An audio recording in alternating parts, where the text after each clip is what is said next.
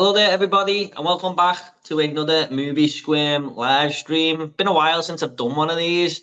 It was a really busy month last month with so many reviews to do, and I'm glad to be back doing these now. Hopefully, I can make this maybe a fortnightly thing. But I've got Craig on today from Bumpers Movies, who I have been on a live stream with before over on my other channel. But Craig is a bit of a horror fan, I believe. And he is here today just to talk some horror with me because, of course, this is a horror channel. So, Craig, how are you doing, man? I'm all good, thanks, Jordan. You okay? Yeah, I'm fine, mate. Thanks. Yeah, I'm usually knackered at this time of night, but I'm actually quite awake tonight. So, yeah, you know, we're having two kids and stuff, but I'm actually up for it today. I've been looking forward to it all day. Oh, same, mate, same. I'm a little bit tired, actually, but soldier on. Well, how long do you want to go for then, mate? Maybe 2 hours tops. We'll go for that. Yeah, that's fine, mate. Hour and a half, 2 hours suits me down to the ground. Sound. Okay, mate. So we've got a couple of people in the comments. Just getting to them quickly. Double Bill Movies, Trevor, Even and Jordan, and Robocop. I love that. Hope you're both well and that you have a good stream. Thank you so much, mate. Trevor has been on the stream before. Had a good chat with him. Nice fella. So thanks so much, mate. Thanks for coming along. And we've got Andy from Forgotten World of Movies. Thanks so much, Andy. Evening, chaps, he says. Actually met up with Andy a week ago with Nige and Cinema Axeman, Mike. Had a great time with them. Met Andy twice now. He's a great lad. So thanks for coming along, mate. So, yeah, before we get into it, Craig, do you want to introduce your channel? And I'm really sorry, everyone. I have not put Craig's link down below. I'm sorry, I forgot, man. But I will do it for the replay for those watching. I'm really sorry. It's all good, mate. That's fine. Doesn't bother me. But yeah, so Bumpers Movies. My real name's Craig, but my nickname's Bumper. So that's where the name comes from. And it's just your usual, you know, unboxings, some maybe reviews, live streams. I got my Video Nasty series that I'm doing with Trevor. And just to say with Trevor, he calls me Robocop because every time we speak to each other, you know, we always try and leave it with a new sort of bro, like Broski, Robocop, Mando, Brolorian or something. What's the other? Like, we're scraping the barrel. But yeah, so that's what that's all about. And yeah, that's it really, just the usual stuff. Just pop on over. I got a big love for horror, and I'm also quite into trashy movies. So if you're looking for movies that you may never have heard of, and you don't mind crappy special effects and things like that, then yeah, come across, and I'm sure there'll be something for you to be interested in. Yeah. Good, yeah, great stuff, mate. So Bumpers Movies is the channel. Get over there. And I'm sorry I didn't leave the link, but for those watching the replay, it will be down below because I'll edit it straight after this stream. But I'm actually recording it on my phone here, so can't really do it right now. Sorry about that, Craig. First time. It's all right, mate. It's all good. Speaking of trashy movies, it's not really a horror movie. There's a couple of horror elements, I suppose. But I watched the Toxic Avenger the other day for the first time. I'm mad, that man. Oh, I love it, mate. Especially the first one, like when he jumps out the window into the toxic waste. It's just hilarious, like Melvin, the mop guy. Yeah, I love it when they go, "This is Melvin," and he's just like in the gym with his mom. I know, it's brilliant. It's a shame that he can't turn back into Melvin and turn into the Toxic Avenger because he's a great character when he's Melvin. Do you know what I mean? But you never see him as Melvin ever again. Like, but you know, they got him dressed up in a tutu and all, and they like it's so funny. But I love the way his voice is sort of narrated as well when he's the Toxic Avenger. I know. That was probably because he couldn't speak with the makeup on. Maybe that was probably like a decision made later on in the film. But actually works in its favour as well, to be honest. Oh yeah, it's a great film, Toxic Avenger, mine. But I'm fairly new to that series. I didn't watch them when I was younger, but I've seen them all now. Yeah, they're awesome. Are they all good? Yeah, because all four of them have just come on Shudder. Yeah, they're all worth a watch. Number two's hilarious. He goes to Japan in search of his real father, and just the stuff he gets up to, like, is just hilarious. Number two is probably the best, I would say, apart from the start of the first one. I do like the introduction part of the story, like, you know. Yeah. Oh, I'll have to get on them then, mate. I did fancy them, but I thought, are they really going to capture that magic of the first one? But I'll give them a go, I suppose. Yeah. The second one's definitely worth it, mate, 100%. What, the second one? Second one, yeah, for sure. I'll give it a go. So getting on the subject of what I've been watching, is there any horror you've been watching lately? That you'd like maybe the past couple of weeks? Yeah, I've seen most of the big hitters now. I've seen Abigail. I've seen Immaculate, Late Night with the Devil. Unfortunately, the one I want to see out of them all, The First Omen, I haven't had a chance to watch yet. I don't get to go to the cinema too often, so I'm stuck really waiting for stuff to come on streaming, whether that be on a legal platform or a dodgy platform. But yeah, there's no sign of The First Omen yet. But I love the Immaculate. There will be in a day or two, mate. Yeah, no, I heard the news. Yeah, that it will be coming. I'll probably watch it on the weekend then. So that's good news. Yeah. That's the one I'm buzzing for the most. I found them all right. I haven't found anything to be awful. I haven't really found anything to be absolutely amazing either. But I thought Immaculate was really good. Yeah, I thought Immaculate was very, very. I'm not going to give any spoilers away, mate. But I thought it was very similar to The First Omen. So sort of maybe expect that going in a little bit. But I really enjoyed Immaculate. I liked Abigail. I think everyone hyped it up a little bit too much for me, though, over on Twitter. I think Twitter seems to do that a lot. But it was fine. It was fun. Yeah. I think my favourite horror this year has probably been Late Night with the Devil. Have you seen that one? I've seen it, yeah. Yeah. I thought it was okay. For me, it just when I don't want to give spoilers, but I just found towards the end, like it went a bit too crazy. It felt like maybe like a VHS short, like when the head splits and is all shooting up in the air. I was like, oh, this has got a bit too too mad now for me. Like, but I still thought it was all right. You know, it's a solid movie.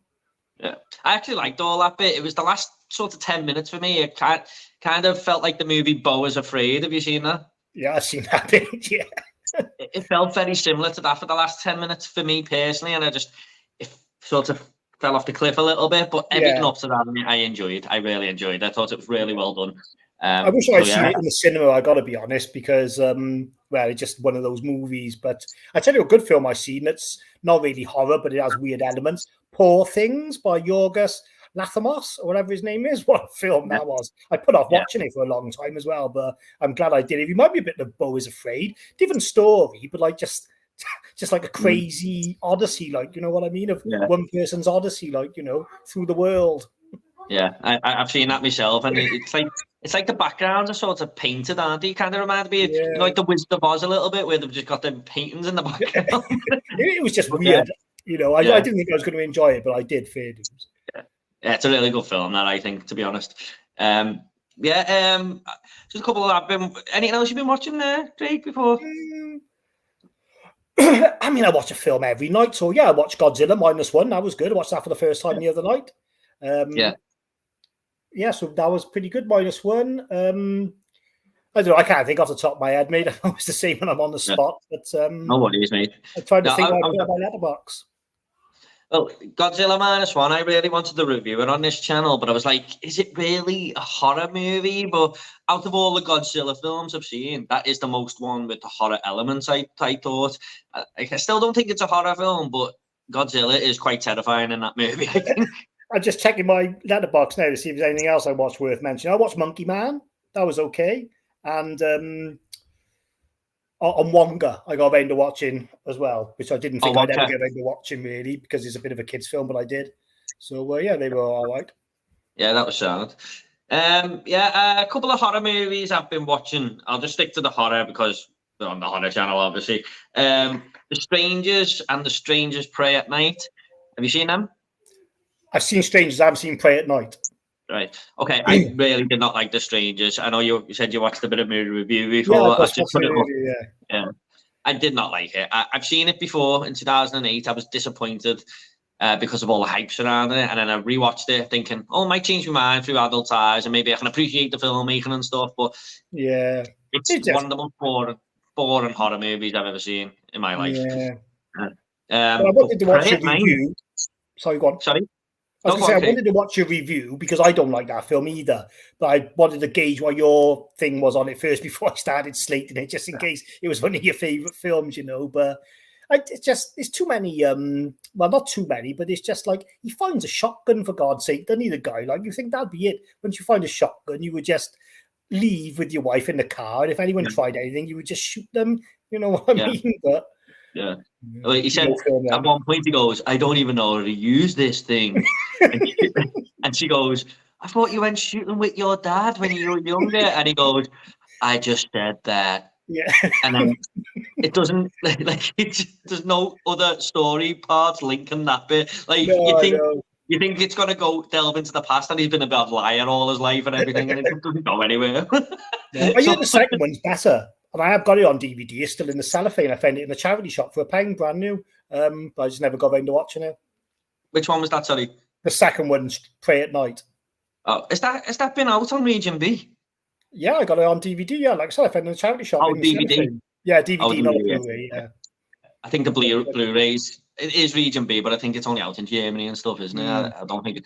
Yeah, but I highly recommend The Strangers Pray at Night, mate, because Yeah, that was such a surprise. It was kind of the same sort of movie, but it all takes place in a trailer park, and it was really ramped up. There was a lot more death scenes. It was kind of like a slasher movie, and it was just really fast-paced.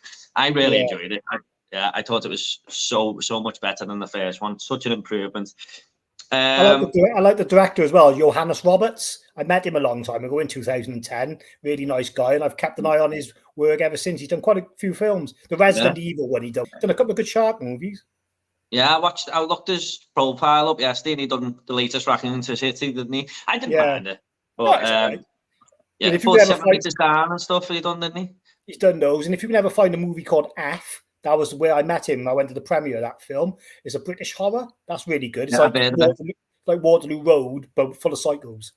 Yeah. All right. I remember the DVD cover, just a big red F, isn't it? Yeah, that's it. Yeah. Pretty good film, honestly. Yeah. I went to cinema to watch Tara. Have you heard that one? Have you heard of it? Yeah. Yeah. Yeah. Your face says it all, mate. It's you know what, mate? A lot of people are saying worst of the year and stuff. I didn't hate it, but it's definitely got problems. I mean, it's not the worst of the year, but it's one of them dumb teenager films where they make loads of mistakes, and you can just see the jump scares coming a mile off. It's made for 12-year-olds. That's what it's made for. It's very cookie cutter, in it. You know, if you've seen Ouija or something like that, you've seen them all, or so. Yeah. I'll just name two more. One of them I watched the other day was Arcadian. Have you seen that with Nicolas Cage? Well, I haven't got around to watching it yet, but I know it's out and about, so I am going to check it out at some point. It's got the boy in it from it as well, and in the lodge, Jaden Mitchell or whatever his name is. Yeah, Jaden Martell. Yeah, that's the one. That's the chap. It was good, was it? Sorry? It was good, was it? You enjoyed it? Yeah, really enjoyed it, mate. It's kind of like A Quiet Place mixed with. Have you seen that movie? It Comes at Night. Yeah. I've seen them both. Yeah, but something actually does come at night. Yeah, I was going to say. All right, fair enough. Yeah, mixed with a bit of what was the other film I was thinking of? Oh, that's gone out my head now. There was one just before. Oh, sorry, but yeah, say Quiet Place mixed with It Comes at Night. But yeah, really enjoyed it. 90-minute movie, not overstaying its welcome or anything like that. I love it when we get a 90-minute movie that you just enjoy these days, because a lot of the films are 2 hours and over, aren't they? And yeah, all right, sometimes it's fine, but I feel like every other film going to see at the cinema now, I'm like 2 hours 20 minutes or whatever. I'm with you, mate. Honestly, I always say normalize 90-minute movies again. Do you know what I mean? Because I don't know, all my favorite movies are like 90-minute ones. So standard runtime in the 80s and the 90s, but like you say now, if your movie's not on for 2.5 hours, have you even made a movie, like, you know? Yeah. I mean, I went and watched Argyle at the start of the year, and I was like, this is really good, but man, it's fucking long, man. It's like 2.5 hours, you know what I mean? I want to watch that new Martin Scorsese film, because I love Martin Scorsese, but I just can't put away 4 hours for a movie, like. Yeah. You know I went to cinema to watch that. That'd be the only way I could watch it from start to finish, probably. I just would lose interest. Yeah. Well, you did feel it a little bit, the runtime, you did. But it was still a really good film. I did really enjoy it. But yeah, sometimes them 4-hour films, man, I can watch them in 2 parts. I actually watched Watchmen the other day in 2 parts, the first time I've ever watched it, but it was the ultimate cut, you know, like the 3-hour, 40-minute cut. Got all the animated segments etched into it and all, another one, I know it's not horror, but what a film that is. It grows on you, mind. I didn't like it the first time I seen it, but I got the ultimate cut on 4K, the longer one with all the animated bits in, and it's awesome, fair dues. Yeah, it's a great movie. And one other one I watched was Infested. Have you heard of that? Yeah, I seen that. I don't know why that's not in my letterbox because I watched that recently as well. The French one with the spiders. Yeah. Yeah. It's not bad. The guy who wants the trainers, he made me laugh. Like he's walking around with the sole hanging off his shoes, and he's keeping on to the kid, "Get me the trainers," and his nickname's the same as the maker of the trainers. It's just, I don't know, it's just funny. Like he collects trainees, doesn't he? Yeah. I don't know what they were like, Nike Tsunamis, and the guy's name was Tsunami because of the trainers he wears. But yeah, it's pretty good though. Fair dues. Like it took a while to get going, but when it did, I didn't like the characters at first. I thought they were all a bit idiotic, like. But yeah, it got good then. That was my problem with it, the characters mainly. But just get into a few comments then, Craig. Right, okay. Hi Bumper and Mahanju says, "Hi Bumper and Movie Worm, nice to see you as always. Hope you're having a good Tuesday. Guys, looking forward to Deadpool Wolverine. We are drawing closer now."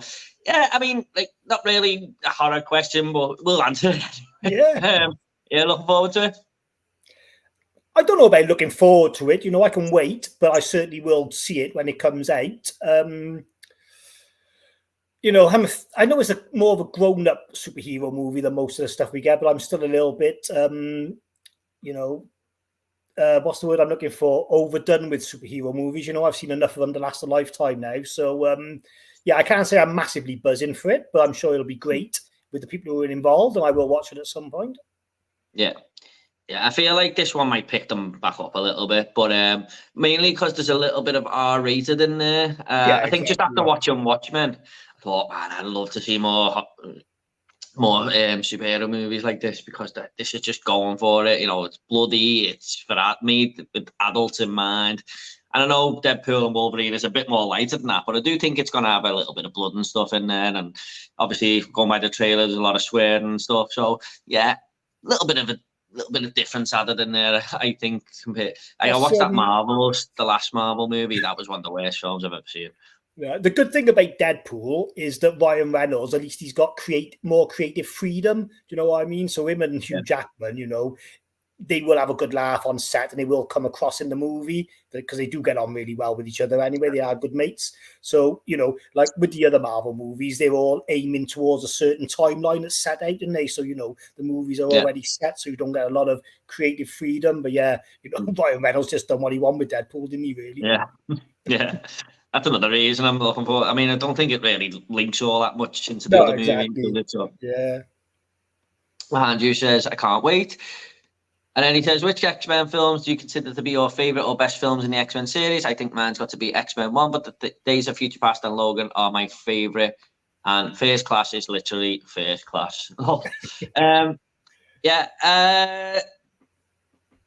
really like was it First Class? Yeah, First Class. I really went back into the origins of First. I really enjoyed that. I haven't seen Logan yet, though. I do own the 4K. I'm definitely watching it before the new Deadpool and Wolverine comes out. But any favourites there, Craig? Oh, I love X2. I do the second one with what's the British actor's name who plays Stryker? I can't remember. Brian Cox, with Brian Cox in. And you get your first introduction to Deadpool in that. I don't even know he's called something else in it. Or maybe that's the Wolverine film actually. But yeah, I do like X2. That's probably my favourite one of the lot. My memory is a little bit fuzzy with them first three. I just remember not really liking the third one at all. Yeah, the third one's not great. They lost a director, didn't they, halfway through, and Rennie Harlin came in and directed it, who done like not Rennie Harlin, Brett Ratner. And he done like the Rush Hour movies, so he's more of a buddy comedy director. And it was just rushed. One day it was 90 minutes when it was supposed to be 2.5 hours. And Vinnie Jones as an X-Men says it all, really. What was his name in that again? He smashes through all the walls, doesn't he? Something ball, isn't it? I should know it, but I can't think what it is off the top of my head now. Nobody. Yeah, but the first two are good, but the first one, like the special effects, don't hold up now. But the second one's wicked. First Class is good. It's got a good cast and everything. I was really surprised by First Class, to be honest. Yeah. I can't remember the second First Class. There's a part 2 on there. I can't remember much about it. Days of Future Past. Anyway. Yeah, was it that one? Was it? Oh, that's the one when they send Wolverine back in time. Yeah, I remember. And there's one set in the pyramids, isn't there? Like one set in the desert or whatever. All I can remember is where there's a big slow motion scene, and I think it's in a big massive kitchen or something. And he's, I think, and he's just fighting everyone in slow motion or something. That's all I can really remember. My wife actually, that was one of our first dates, so that was like 10 years ago. I watched that movie. So yeah. Okay, we got Trevor saying the Toxic Avenger is crazy. I got the 4K box set. Only seen the first so far. Yeah, I didn't even know there was a 4K box set of this. I mean, I only watched it for the first time a couple of weeks ago. I don't know what editions are out there and stuff, but do you own them yourself? Yeah, I got the 4K box set like Trev because although it's officially a trauma release, Vinegar Syndrome did all the remastering work on it.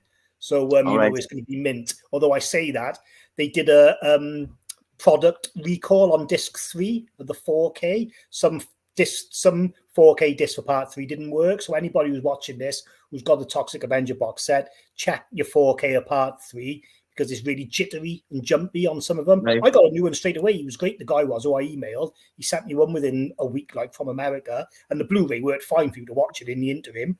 But, you know, you've paid a lot of money for it. So you won the full working discs, like at the end of the day. Yeah. It's crazy, isn't it? You think to check this before I mean, 88 Films done it as well. It's like, does it take one of your customers to really pick up on this? I mean, 88 Film. Well, funny you say that. Trev used to be a quality checker in a job years ago. He used to check the quality of DVDs. That was his job. And I said to him, why don't you do a bit of freelancing, like, and offer your services to 88 Films? They bloody need it. But, you know, they sent one film. I had 88 Films. I still haven't got my replacement disc. The colours are all off. The colour palette's all wrong on it. Like, unbelievable. Which one's that? Zombie Holocaust, I think it's called. Oh, yeah. So is it... Creeping Flesh. I was going to buy that. If you bought it now, you'd be okay. But if you had one of the first pressings, you needed to get a replacement disc. But I don't know. I just never really bothered. I remember I bought House at the end of the... Was it House by the Cemetery? Edge of the Park. Edge of the Park.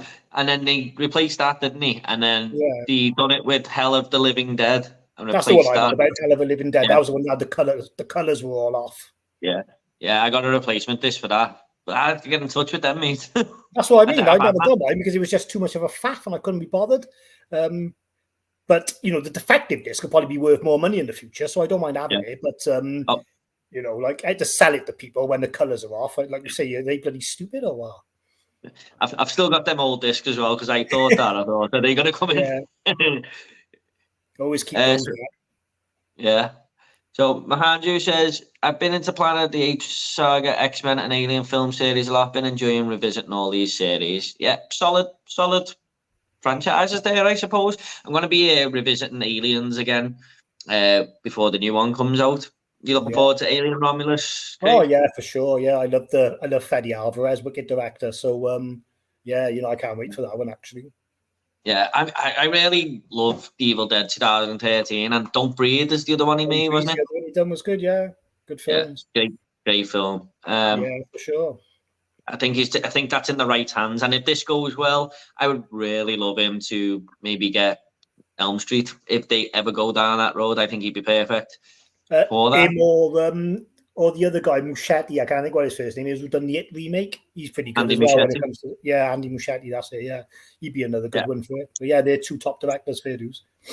The only thing with Andy Muschietti is I just don't like the way he uses CGI, and he done it in, like, that was my biggest negative with the It remake.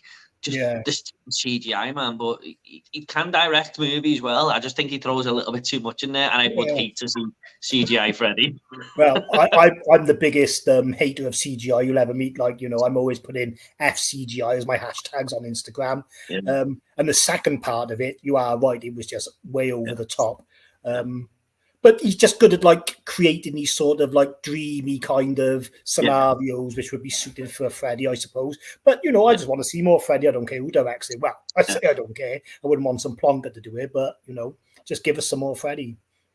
Well, here's a question for you, because someone on Twitter before, and I answered it, said, what would you think about Rob Zombie directing the new Nightmare on Elm Street? And I just put, I'd be up for it. I'd be up for it. I know you're a bit of a fan of Halloween too, aren't you? I love Halloween too. Yeah, I love trashy characters. Trailer park trash characters. Do you know what I mean? They represent real life. Not everybody's all like posh and bloody, thing. Yeah. So like, what's his name off Halloween one? What's his name? Lonnie, is it, or Ronnie? Yeah, Lonnie, I think. Yeah, well, it might be Ronnie. I'm not sure, but yeah. No, the stepdad who's just being horrible. Yeah, he's and the guy who owns the strip club as well. He goes in there and kills all them lot in one bit. But yeah, that's what Rob Zombie does. Like he does give you trashy characters, and not everyone likes it. I don't mind though. Yeah, mate, I would be happy for him to do that. I would. Rob Zombie's one of those directors. Everyone kicks him in the ass, but everyone can't wait to see his next film either. Do you know what I mean? So he's doing something. I haven't seen all his films, but I've just every one of them I've watched them enjoyed, and I love the grittiness, and I love how violent he goes, and how mean-spirited his films are. I love it. I've seen them all except for the Munsters, because obviously there's not going to be anything in the Munsters like that. But I've seen all the other ones. Yeah. 3 from Hell was a bit weird, the second half of it, like the way it went to like Mexico and stuff. I thought that was a little bit strange, the way he made that movie to play out the way it did. But 3 from Hell is my least favourite Rob Zombie film. Like the script is terrible. You've got that like nurse at the start. She's an old traditional actress. I've seen her in other things. She's the one who wants lusting over baby. I think so, yeah. She's like stitches, get stitches on this one bit, she says, and it just don't suit her whatsoever the way she says the line. I just like, oh, yeah. So yeah, I didn't really think much of 3 from Hell, but I think it was rushed one day because I think the studio was just demanding it, like, because they knew it'd be popular. Yeah, like I said, I enjoyed the first half. The second half, not so much, but and the Monsterverse, of course, yes. I haven't seen the new one yet, but it has just come to streaming, I believe, so I might check it out. I did want to go to cinema to that. I've got a cinema pass and stuff, but it was one of them where I had to drag myself to it because I'm not massive. I think it's just because I've just watched Godzilla -1. I just know it's not going to live up to it. And people on Twitter and stuff are saying it's not the same thing. And okay, it's still Godzilla. It kind of is the same thing, but I know. There's always this divide, man, with Godzilla fans. You either like the Japanese ones or you like the American stuff. You don't find many people who kind of like sit on the, like them both the same.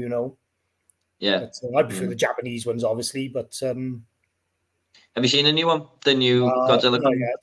No, I know it's on streaming. Like you said, I've seen it on my sort of movies to watch, but I can't remember the other ones. Like I know the one got Millie Bobby Brown in, but I've watched them, but I've never really given my full attention. I got them on 4K because my son loves the Monsterverse, but I think I need to have a good catch up with them all again. Really.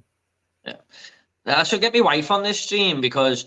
When I said about X-Men, The Days of Future Past, that was the second film we went to see, and the very first film we went to see was bloody Godzilla from 2014. So that's the one. There's going to be a load of film coming up where we went on dates with. So.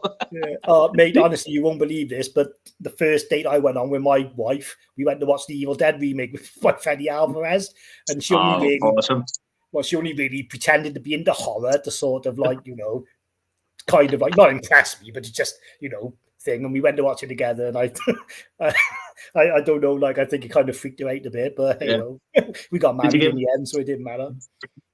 Did you give it a look when that tendon was hanging off that guy's arm? I've taken her to see weirder films since, man. I took her to watch that Under the Skin with Scarlett Johansson, and we drove halfway across South Wales as well because it was only shown in the small independent cinema, and I was gagging to see it. Everybody walked out apart from me and my missus. I can understand that because it's a very weird film. It's a quiet taste, isn't it?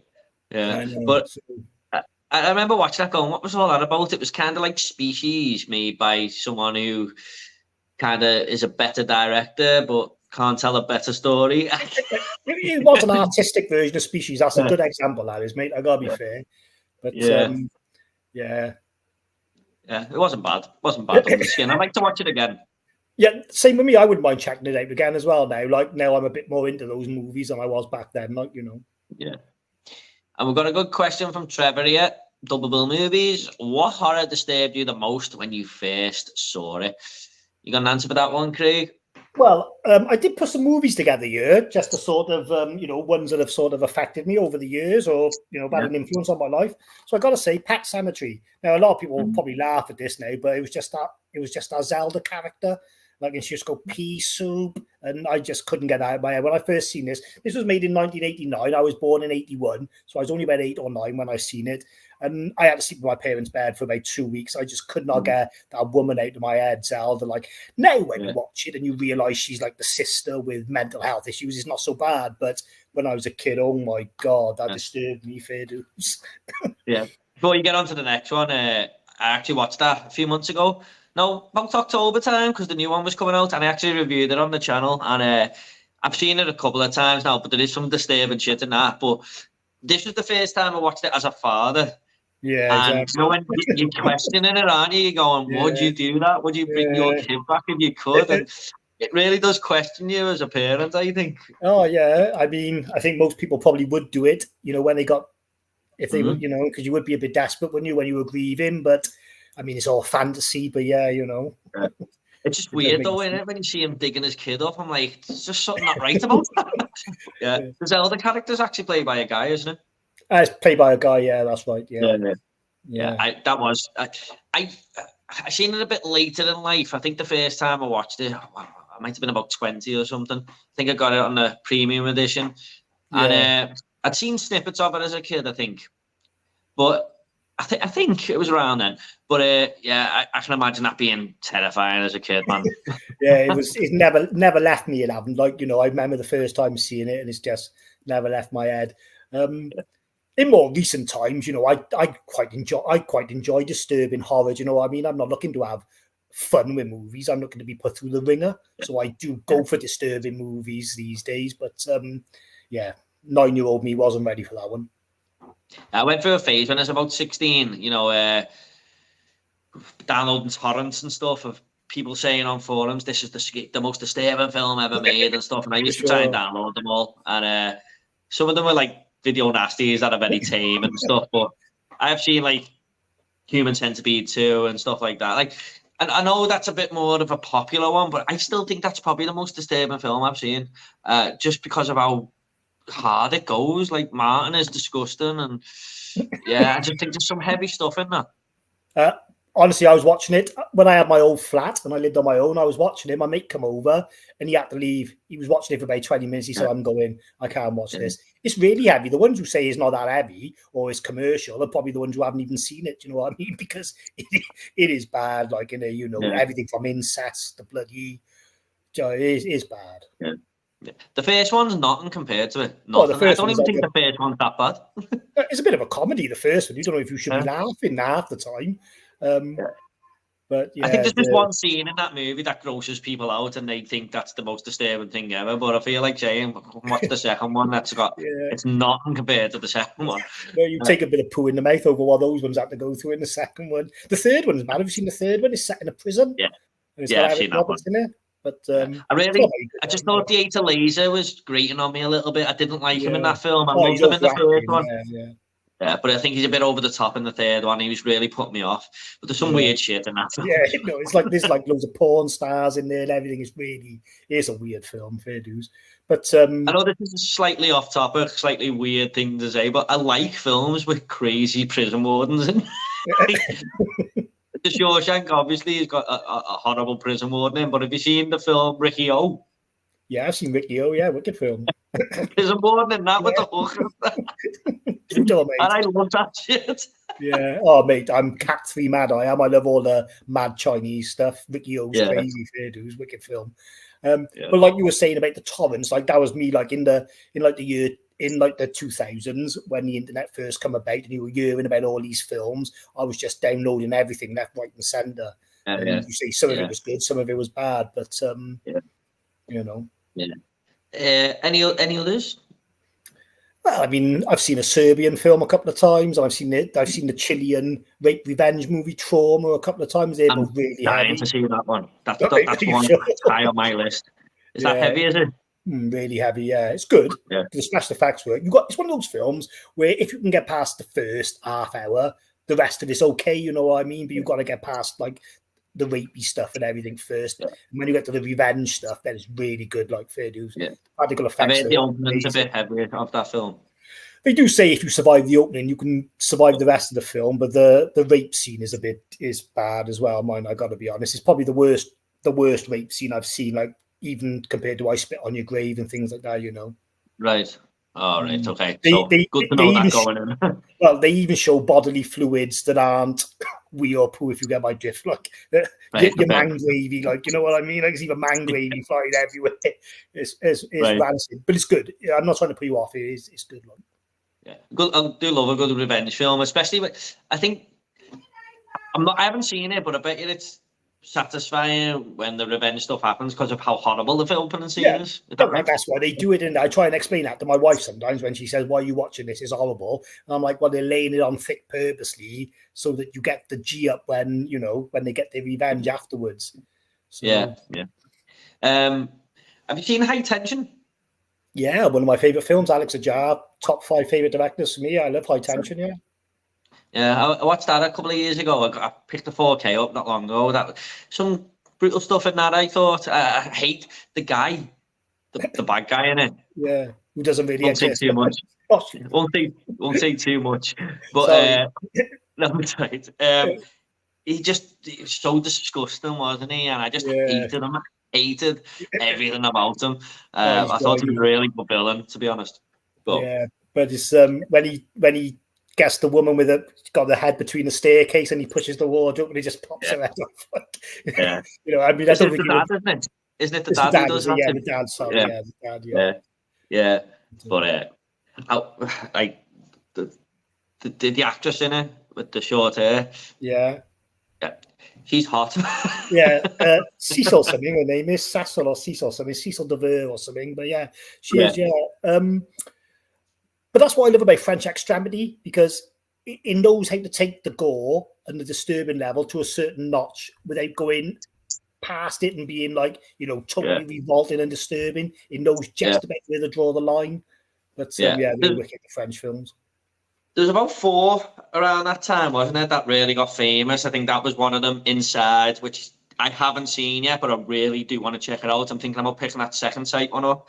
Yeah, and Masters and Frontiers. I watched Frontiers not long ago. Yeah, I love Frontiers. Frontiers is probably my favourite one out of the 4. I know everyone loves Martyrs the best, but I think it's like with Frontiers, I find that the people, they act and they sort of do things quite realistically. Like, if you were in that situation, it kind of plays out like it's not over the top or far-fetched. Do you know what I mean? They do act, they do the things you'd expect characters to do in that situation, but they're not really exactly good people as well. No. And I like it when you follow people who are sort of villains. If you like, or antagonists, if you like, whatever. I like it when the films do that. Yeah, for sure. Like Titan. Have you seen that? Yeah, I've seen that, mate. Yeah, wicked film. Yeah, I love the way we followed that character, and she was just a bad person. Yeah, when she breaks her own nose in the bathroom to look like that guy. Oh my god! Yeah, there's a film with 2 halves, man, in it, because it starts off really violent and then it kind of switches to a bit more melodramatic. But yeah, it's a mad film. I'd like to watch that again. Actually, I've only ever seen it once. Yeah, I would, to be honest. Finally got me bloody region free player now, so even if it's region free or not, I don't even have to think about it no more. I can just buy it. I believe there's a 4K out there or whatever. I know most 4Ks are region free anyway, but I really want to love Godzilla and Kong and Kingdom of the Planet of the Apes this year so far. 2 of my own anticipated films now, only 3 to go. Deadpool 3, Alien Romulus, Sonic 3. I'm looking forward to Sonic 3, to be honest. I enjoyed the first 2. I've been watching Knuckles TV show, because my kids have been watching it. It's pretty decent, actually. Got some good voice talent. Someone on the Big Paulie page put me off that a little bit, saying it's 12, but it's not. It's like over the top kid stuff. Is that true? Oh, well, I mean, it's Sonic the Hedgehog, isn't it? It's going to be aimed at kids to a certain extent. But I don't think it's any more sugary than the movies, like, really. In fact, Knuckles is a bit more of a anti-hero type character, so I wouldn't say it's completely childish, but I mean, I don't know why I'd let that put me off anyway, because obviously it's just the way he said oh, they've labelled this like a 12 and stuff, but it's nowhere near that. And I thought, oh, are they trying to trick the audience a little bit or whatever? I don't know. I was going in expecting it to be for kids anyway. Like I said, I watched it with my son, so you know. Yeah, I might give it a go then. I've got Paramount there. I'm excited to pick up Godzilla and Kong June the 11th on physical, but I might have to double dip as the 5-film collected edition of 4K is coming out too. It's one of those Warner Brothers set, it would seem. Are you picking that one up? Oh no, I won't bother. I got them on individual titles. There was a nice steelbook set before on there with like 4 or 5 films in. So if I was going to ever grab it, I would have grabbed that one. But no, I'm just happy with the single releases. I may not even get Godzilla X Kong. I'm really trying to curate my collection now into films that are just what I like to watch. I've sold so many of my 4Ks on eBay recently because I just don't even know why I bought them in the first place. But not the Godzilla one's mine, but you know. Yeah. I'll definitely pick up Godzilla Minus One if that comes out.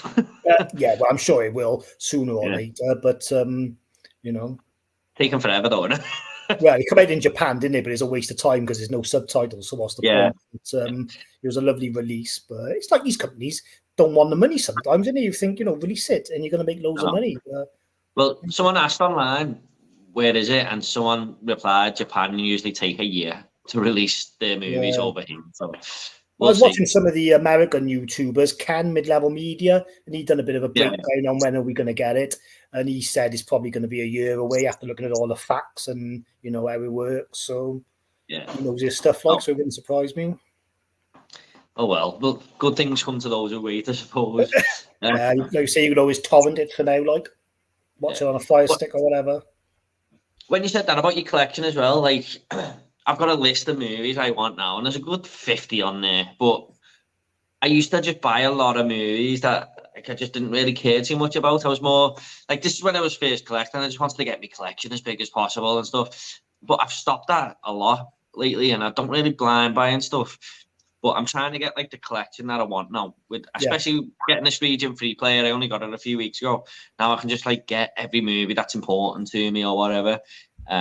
You know, movies that I've been after for ages. Like, I picked that Bully up. I know that's only just come out, but that's a movie I've wanted for so long.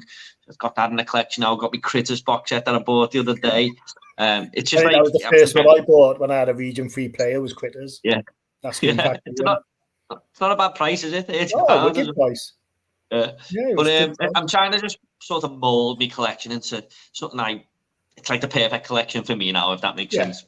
Exactly. I mean, I'm sure you've done this before, but there was a time, you know, have you ever bought a movie just because it was cheap? I used to do that all the time. You see a movie, and just because it was cheap, you buy it. I used to raid Poundland when they had some more titles. Exactly, that's what I mean. And then the problem with that is when it comes to watching something, then you're staring at all these films and you've got no motivation to watch any of them, and you end up, you know, depressed looking at your collection. That's the stage I got to. So I just thought, sod this, I'm going to clear out every film that's not horror related or I don't think I'd ever watch again. And I felt a lot better then. Mind and like you, I've got a list now. I've got an Excel spreadsheet with all the films I want on. There's still quite a lot on there. But, you know, I'll revert to that now. Every time I want to buy a film, like you said, I won't go to the shop or blind buy. I'll just pick something off that list.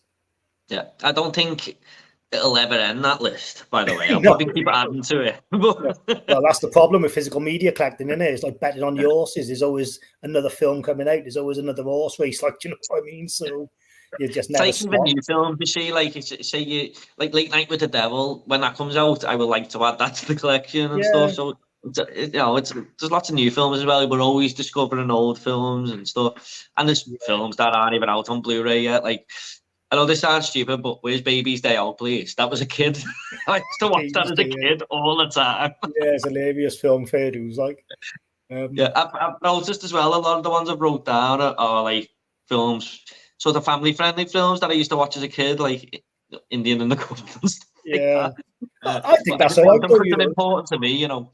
Yeah, well, aside from the horror, you know, I do like the nostalgic kids films that I used to watch when I was younger. I mean, I bloody bought that Care Bears media book that came out not so long ago. You know, it wasn't very good, Mike. I got to be fair; it was better left in the past. But they're the sort of things that do tickle the nostalgia in me. Do you know what I mean? So, like that Garbage Pail Kids media book that's just come out. I don't know if you've seen that. Yeah, you know, they're the sort of ones I want to get, even though I know they'd be awful because I used to watch them when I was a kid. Okay, so we got Mahanju saying, talking about the Hitcher physical. Please hurry up, second sight, you guys. Looking forward to pre-ordering it when it goes up. Right, I agree. Second sight are really taking a while now with this one. I think I know they're trying to get it perfect and stuff, but how long has this been going, man? Like 2 years? I don't think it can be anything to do with the remastering process. That should be straightforward for a company Yeah. like Second Sight. It's got to be licensing for some of the extras or something. That's all I can think of, or like the artwork or something. I'm not sure. But Umbrella have brought it out now. And although it's only a Blu-ray, not a 4K, some people got fed up of waiting and have bought the Umbrella release. So they might have shot themselves in the foot a little bit. Although it will sell out. You probably are better off pre-ordering it. But well, you don't know what the price is going to be yet either, do you? That's the other sticking point. Can't pre-order it until you know, because it might be like a £70 like Drive or £60. I mean, Second Sight, don't they usually stick around to the 45, 50 mark?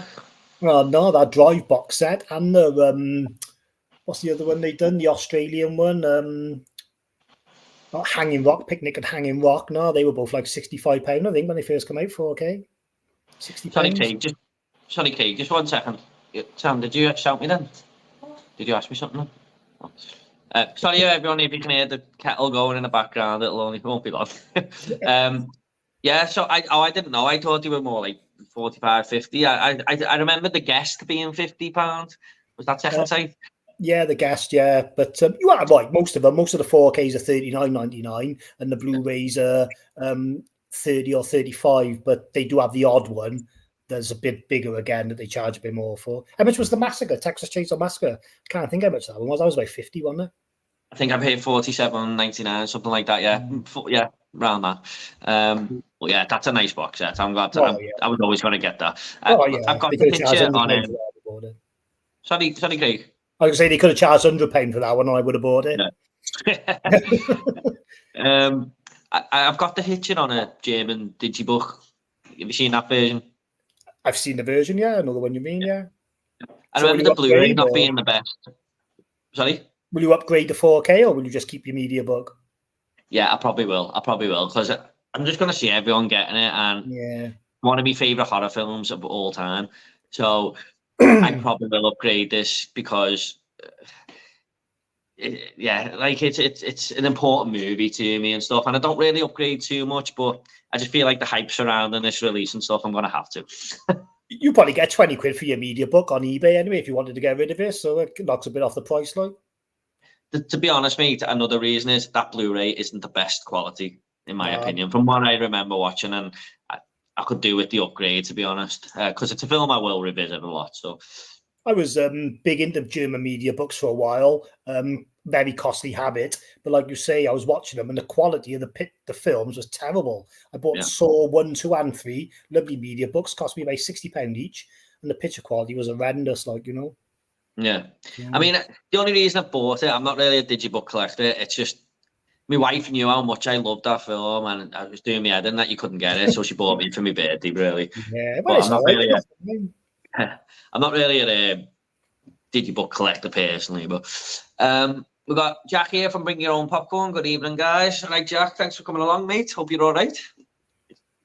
Have you guys heard Godzilla and Kong 3 is currently in development? It was announced a couple of days ago. Yes, I need more MonsterVerse in my life, please. God, this guy loves I didn't know that. Sorry? I say this guy loves his MonsterVerse, but it doesn't surprise me. And he probably done well, did it, at the box office? So I believe it did do well, yeah. So, yeah, I'm not surprised at all, yeah. You might want to hold off on that 4K box set, my friend, and then wait for the one. Wait another 20 years for them to churn the rest of the films out. Yeah. Godzilla and Kong as Shang-Chi across the Spider. Huh?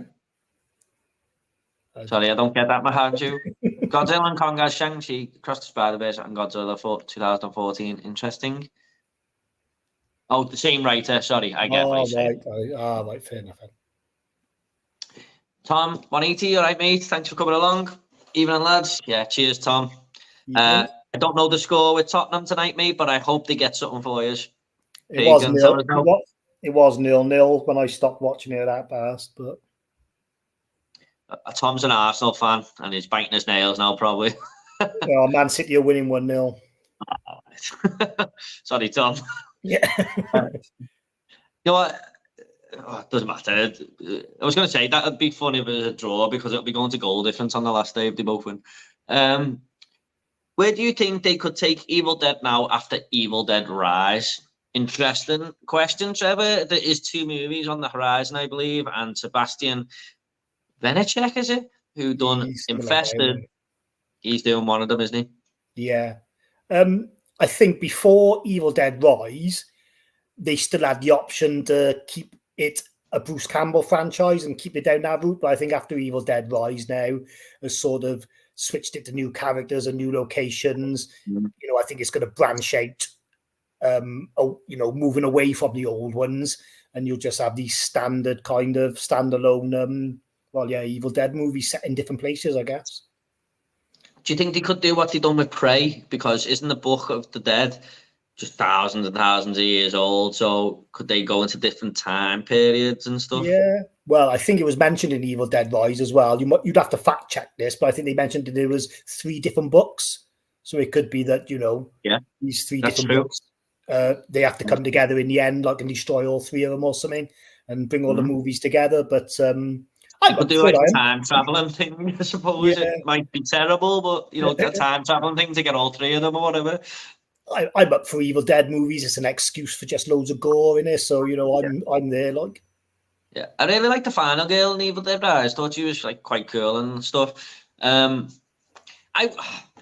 could they take it now? Like that was a good point. What Craig, what Craig said there, but I don't know. I don't know. I'd like to see them go down the Prey route with all different timelines and stuff, and see how people would cope in them. I think that'd be good. But I think they could do that. Go down the Prey route with a lot of franchises. To be honest, I tell you what, they shouldn't do is take it to space. Well, that's when your franchise dies, isn't it? Yeah, that's it. That's when you know it's over.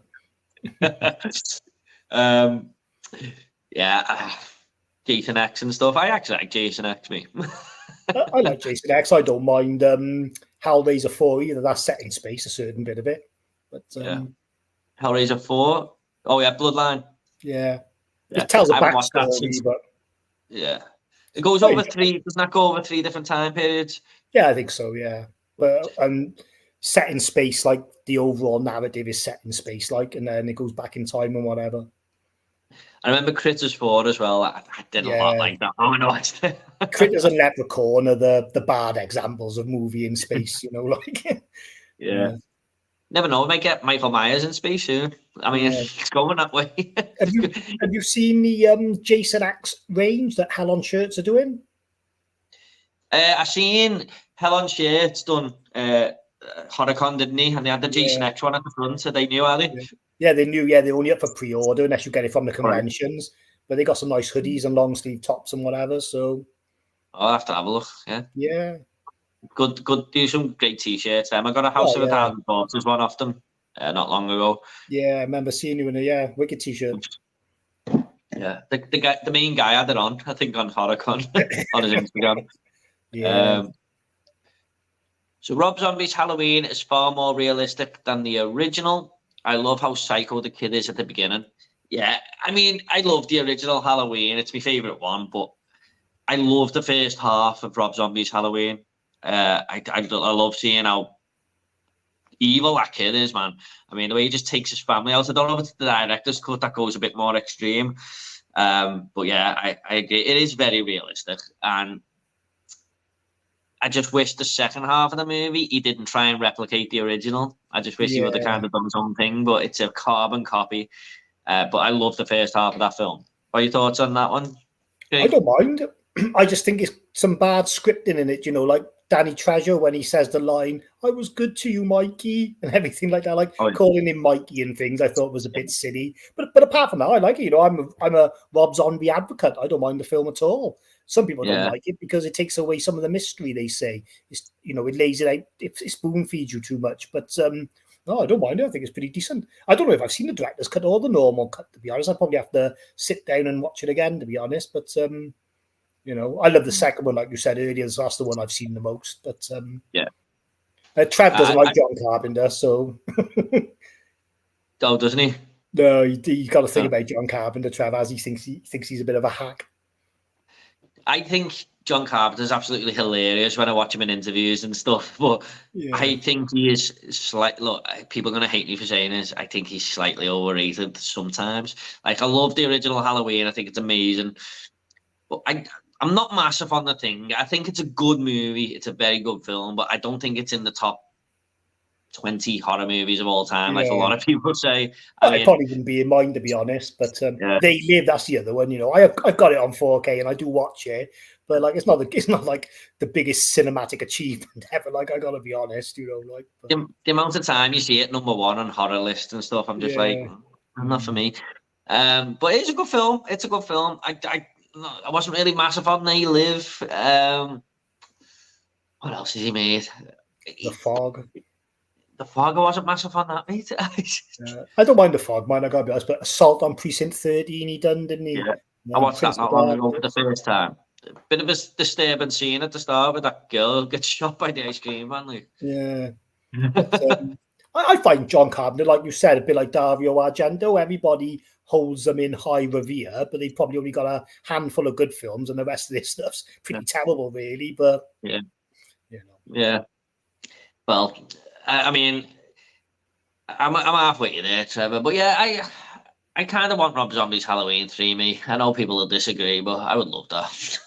I would love it as well. You know, if someone said his next career move, that would be it. It's never going to happen. Ever. Oh no, it's too late now. They've had the new franchise now, haven't they? So, but that's what cracks me up. You know, I don't mind those films, but anyone who hates on the Rob Zombie ones but loves the David Gordon Green ones, I just think, oh, really? Yeah. You know, like Jason's brutal in the Rob Zombie ones. Jason Michael. I do like Halloween Ends, and I don't mind. Like, Halloween 2018 really grew on me on rewatch. Yeah, I don't mind them at all. Yeah. But the kills, I wasn't big on that at all. I loved all the 70s stuff where they went back and got that guy to look like Loomis and stuff. That was amazing. Yeah, it's good, yeah. Trevor says, the Watership Down disturbed me the most. It took me decades to rewatch it. I've never seen that film, but I've heard so many people say it disturbed them.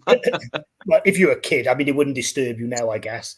It's got a very old-fashioned animation style as well. But yeah, Watership Down when you was a kid, gee whiz. You caught that on BBC Two on an Easter, you'd be having a couple of sleepless nights. I'll have to give it a go at some point. I know it's a very famous movie. Like, did you know Trap It and... Sorry? Yeah, it's good. It's worth watching. Mahanju says, did you know Trap It and Godzilla and Kong is going to pilot Jet Jaguar, and the next sequel to Godzilla and Kong, Jet Jaguar, is pretty iconic. I did not know that, mate. I am not massive on the kaiju knowledge at all. My cousin Michael is one of the biggest Godzilla fans. He'll know exactly what you're talking about there, but he's seen every single one of them. But I'm sorry, I don't. I know Trapper is Dan Stevens' character, but I haven't seen the film, and I don't know who Jet Jaguar is either. So okay. Wish I'd bloody watched it before this stream. Going Region 3 was so cool. Like you said, you don't have to worry about where you get them from. Yeah. Got to agree with that, haven't you, Craig? Well, yeah, like you said, you can create your own movies instead of only buying what Region B is giving you. You know what I mean? Yeah. So, yeah, I mean, so many old school hip hop movies I bought from America you can't get over here, like movies with rappers in, like, you know, Juice with Tupac and things like that. Oh, I love that film. Yeah, exactly. But if you want for Region 3, you wouldn't be able to have it. So, well, I suppose a 4K would work on anyone now, but for so long, the Blu-ray was only ever Region A, you know?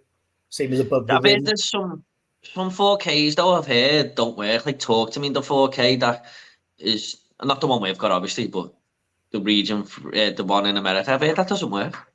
Well, the same with The People Under the Stairs from Scream Factory. That one's locked as well. They can lock them. I think it's just a universal decision not to lock them, to, you know, sell across the world instead of just keeping it to your own region. But yeah, Scream Factory, they did lock People Under the Stairs. They're not doing themselves any favours. They must have locked that for a rights issue or something. I'm not really sure. It could have been a rights issue, or it might have been done by accident. You know what I mean? You see all these mistakes and things that go on with these companies. The person who was doing it before they processed the data, locked it. But I don't know. It seems strange. Like you say, you find, mind, a lot of these physical media companies, they do act like they don't want to make money because, like Screen Factory, they won't even deliver to the UK. In this modern time, they won't deliver to the UK, so you're screwed. You've got to get off Amazon, haven't you, really? Or Wow Yeah, HD. you can't get the sale stuff then because they got a sale going on now, half price. Seen someone in the Big Paulie page saying they got Return of the Living Dead on their website the other day. I was like, how did you get that? You must be from America because they don't deliver, do they? No, they don't. No. Some people have a PO box, so don't they? You can set up like an American PO box, have it delivered there, and then someone forwards it on for you. But I'm not messing about with all that. Like, but I've got relatives in America that could actually do that. yeah, it would just get a pain in. They'd probably find it a pain in the ass. So after the fifth or sixth time, like, you know what I mean. So I'd only do it if it was desperate for something and I couldn't get it off anywhere else. Like, that's what I mean. Exactly. If you see a nice one, you know you can get it from somewhere. So there's still so many movies on Blu-ray that I'm after anyway. I mean, Blu-ray is still a brilliant picture. You know, it doesn't. Not everything has to be 4K, and there's so many films that aren't going to come to 4K that are region locked. So I'm made up to have this player anyway. And big shout out to Keith from Euphoria Pictures, who really guided me on which one to get and stuff. So cheers, mate. You'll have a similar one to me then if you went with Keith. You got a Sony, did you? Sony UB 500 or something like that? Panasonic. Oh, right, yeah. Oh, yeah. He loves Panasonic, Keith. I think he bought a Samsung one. What did I say? Sony? I think he bought a Sony one recently because his Panasonic one packed in or something. But all right. Oh man, no, you don't know what thing. But have you got to push a button to change the region, or will it just pick it up automatically? Yeah, I think when I started up, I haven't actually tried it yet. I've only had it like a week, so I haven't actually tried any region freeze on it yet. But it just came with a note saying press this button, yellow, blue, or whatever. Yeah, that's what you got to do on mine. Red is like American, green is like UK. So it's fairly straightforward. It's not an issue, but yeah. I just feel like I've had a new lease of life in collecting. Like I love collecting anyway, but I'm just like on the next level now. I'm just buzzing to have it. Should have done it years ago. Yeah, you're not limited to anything now. That's the best thing about it. Like, I mean, it's over £400 a player, but it's worth it for me personally. That's what I love to do. I love to collect. So that's how much I paid for mine, 400. Lucky when I had mine, it was my 40th birthday. So my folks and my brother bought it between them. But yeah, mine was 400 quid as well. So hopefully it don't conk out because I can't afford another one just yet. Do you find yourself watching via older films or new films? Well, I mean, I'm mad for the older films. I'm getting a bit frustrated. Well, I say frustrated, but you know, I just, like you were saying earlier about Blu-rays and 4Ks, I just don't see the need to be spending £25 on a brand new 4K when the Blu-ray looks just as good anyway. You know what I mean? That's why I like buying older films, because I like the buzz of seeing the remaster and, you know, having it look like it was made yesterday. And I don't get that buzz with new films, so I'll only really buy a new film or watch a new film if I'm really, really up for it. You know what I mean? But with older films, I'll just stick anything on and hope for the best. Yeah, so, no, I know what you mean, mate. I'm really into my new films and stuff. I go to cinema all the time, but I think I do prefer the older stuff. I do, but I buy a mix of both. I don't really go on to spend 25 quid on a new one. I usually wait for the 2 for 30. That's it. But I think the last one I really did it was with True Lies, because I just needed that on 4K, man. But before that, I can't even remember the last 4K I bought that came out, you know, as a new release, and I bought it for 25 quid because I usually just wait. Exactly. I'm the same. I haven't bought a new 4K for a while. I've been waiting for Ghost Dog, Way of the Samurai, and Batman Mask of the Phantasm to go on 2 for 30, but they just never are. So I don't know how long I'm going to be waiting for those two. I don't know if you missed it, Craig, but I actually got that in a 2 for 30. Batman Mask of the Phantasm. Batman? Yeah. Did you? Yeah, HMV about 2 months ago. I got it with Sleepy Hollow. Gosh, that must have been an in-store offer then, because I've been looking on I check their website near enough every single day, and is never on the 2 for 30 on the website. Yeah, I'm pretty. Maybe I should go check the store then. I'm pretty certain. Did I get it online? I think I got it online. It must just be me then, mate. But obviously, every time I check, because you look for the little purple round sticker that says, it always just says like great gift idea or something like that. But I don't know. I'll have a I'm look. pretty like I'm 99% sure I got it on the 2 for 30, but if I'm wrong, I do apologise. But Well, you know, it probably me. I probably just missed it. Maybe it didn't stay Yeah. on the offer for very long. I don't know, but they're two I want to get anyway. if I see it go in, I'll message you. But I'm Yeah, sure you'll for be looking sure, out for it anyway. But Yeah. Mahanju says, hi, Double Bill Movies, but the next Evil Dead film is apparently another reboot installment and will be set in a prison, I've seen. Well, I'm not sure about reboot and stuff, whether that's the best way to go around, but a prison is very interesting. It would be good in a prison. There's a lot of possibilities there. Because what I like in horror films is when you get the big hard characters who act like nothing scares them. Do you know what I mean? So I'd probably be a good setup, but Yeah. I don't know if it'd be, I don't know, better reboot. I'm not sure. Better off just carrying it on as sequels. I mean, I think that would be good because in this prison there'll probably be a lot of psychos and stuff, or murderers, and they're going to Yeah. turn into demonites. I think that would make it interesting. Exactly, yeah, make them bloody extra evil. But good work. I haven't heard that rumor, mine, so good bit of news there. I like the sound of that. I hope that's true. Yeah, I love a prison movie anyway, so throw a bit of Evil Dead in as well. Happy days. Yeah, definitely. So that's the last of the comments for now, Craig. I was going to say, what's some of your favourite horror films? And I know you've got a little stack next to you there. So do you want to talk about any of them? Well, I got a little stack together. I was just going to sort of talk about where it all began, really. I mean, Nightmare on Elm Street Part 3. I got this lovely German media book. So this came out in, I think, 1987, I think. So I was about 6. And my friend Neil, he lived across the road, and he stole it from his He stole it from his grandmother's house, and he brought it over my house to watch it. And I always remember, like, my dad sitting there and watching it with us as well. And I had like this jigsaw puzzle in the middle of the room, and like when it started to get scary, I started doing the jigsaw puzzle like to take my attention away from it. And I always remember my dad saying, if you don't want to watch it, we'll turn it off.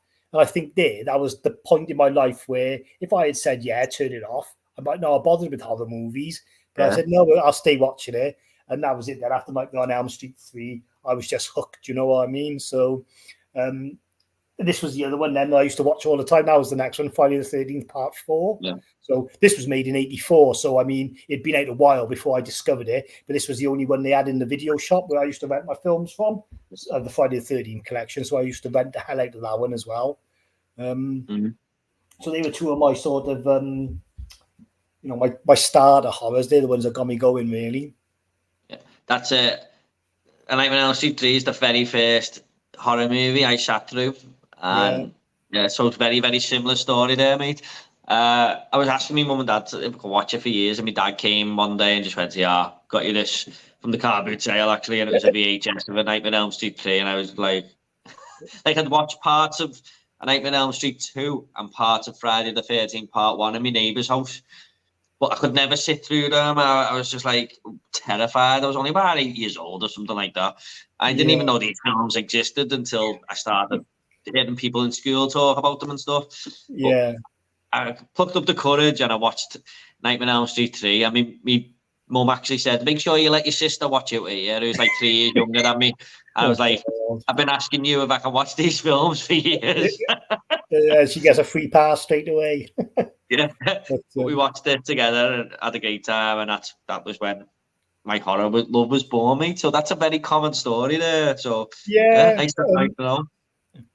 But I mean, parents were a lot more lenient back then, anyway. You know what I mean? But my parents, they used to let me watch anything. I got to be fair. When I used to go to school, I used to like write a couple of VHSs down on a note paper, and my mum would go into town and buy them. So in our local Hour Price, I don't know if you remember Hour Price. It was like an old school. It was. Yeah, I remember. Yeah, was it like a yellow sign? I think so. I think it was like a yellow sign, and it had like for Hour Price, it was like a vinyl record. But it was a big franchise, like HMV back then, and I used to send it to town all the time. So they used to must have thought this posh-looking woman going in there was a right horror fan, like, because I'd send her in with like Nightmare on Elm Street 2, see if you can get me this one, VHS or whatever. Like when I was in school, I'd come home and I'd watch them, and like I'd run from the bus all the way home. Like, did you get me that film? Did you get me that film? Yeah, I got it. So, you know. I remember you used to send your mum and dad or someone for something, and then you come home and they go, they didn't have it, and you were so disappointed. I know, but my mum, bless her, I used to send her on so many bloody jaunts to get my horror films, like, you know what I mean? Yeah. But, the rentals didn't care. Like, my 2 video shops I used to rent films from, I could have walked in there at 10 years of age and picked up any 18, they'd still give it to me, but obviously buying it from the shop was a bit different. Yeah. You used to have in supermarkets too. You know, you go shopping in Asda with your parents, and they have loads of videos in there. So Yeah. The good old days. oh yeah, exactly. Yeah. I think it was more my dad weren't bothered. It was my mum who was a bit more bothered. I remember she wouldn't let me watch RoboCop 2 because there's a kid in it who was like 12 with that suitcase. Yeah, I know the Opened kid up you into the mean. machine gun. Yeah. And she'd let me watch the first one, and my uncle just turned around to her one day and went, "Do you know RoboCop 1 is worse than 2 for the violence?" Yeah, I know exactly. But she was fine. Let me watch the first one. Yeah, my dad was always into movies, but he's never really into horror. So when we used to go to the video shop, we'd have to get an action film, and then I'd get a horror film for after. You know what I mean? But yeah. I love the video shop. I think I lost count the amount of times I rented Child's Play 2, man. I used to rent that every other week. Yeah, well, I got this film here. You won't have heard of it. It's called The Children. This is actually a Vinegar Syndrome release. It used to be called The Children of Ravensback. And in my local newsagents, so that's like just a wall of videos. Used to have a really dusty old VHS of it. I mean, it stunk. But I used to rent it because it was only 50p, like, because he'd had it for so long. And man, this film, it used to, you know, do the job for me. Like, it's about these kids, and they go through like a toxic waste cloud on a school bus, and they turn like into these evil little kids, and like they go around touching the adults, and they like melt into these skeletons. But this is like the old school artwork on it. I've never heard of this film, man. Yeah. So it's called The Children, is the proper title, but it was called The Children of Ravensback in this country. It's a trauma film, actually, unbelievably. I didn't know that at the time, but is that the VHS cover you used to see, is it? Yeah, that's the VHS cover I used to see, because I wouldn't have recognised the film by the title, just browsing quickly. But when I see now Alternative Ad, I was like, oh my God, that's the movie. So, you know, I didn't think I'd ever cross paths with that film again, because like I said, it was just a dusty old VHS, like it was in the 50p section. I used to rent it all the time, fair play. Oh, that's amazing. Yeah, the VHS days were the one they, you know what I mean? Because you didn't have any preconceived notions with the films, like you say now. Yeah. Twitter spoils it all for you, or at least tells you what the majority of people think of a film. So you go in with these expectations. But back then, you just seen what was on the cover, didn't you? You might have seen a trailer for it on a different video, and that's about all you'd have to go with. So, you know. Yeah, I remember that cinema club. We used to have lots of trailers. I used to find loads of movies from that. Do you remember that one? Yeah, I remember. Yeah, do you remember the thing they used to do in a newspaper where you could like buy videos? It's probably the same thing, is it? The video club, and like they give you 5 free films to start off with, and then like they send you one every month, sort of thing, like catalog and all that. Yeah. So I used to do all that. I done that when first DVDs first come out. They done like I had like this thing I was signed up to, and they'd send me one every month. But I could buy as many as I want, but they'd send me one every month, and it'd be random. You know, that's it. They just hope you wouldn't be bothered to send it back, and you just keep it. Wouldn't you know, like they always used to sweeten you up by giving you 5 free ones at the start. So I remember I had Alien 3, Total Recall. I can't remember what the other 2 were, but yeah, I always remember getting them. Like great stuff, mate. Yeah, I noticed you pulled out Friday the 13th, the final chapter there.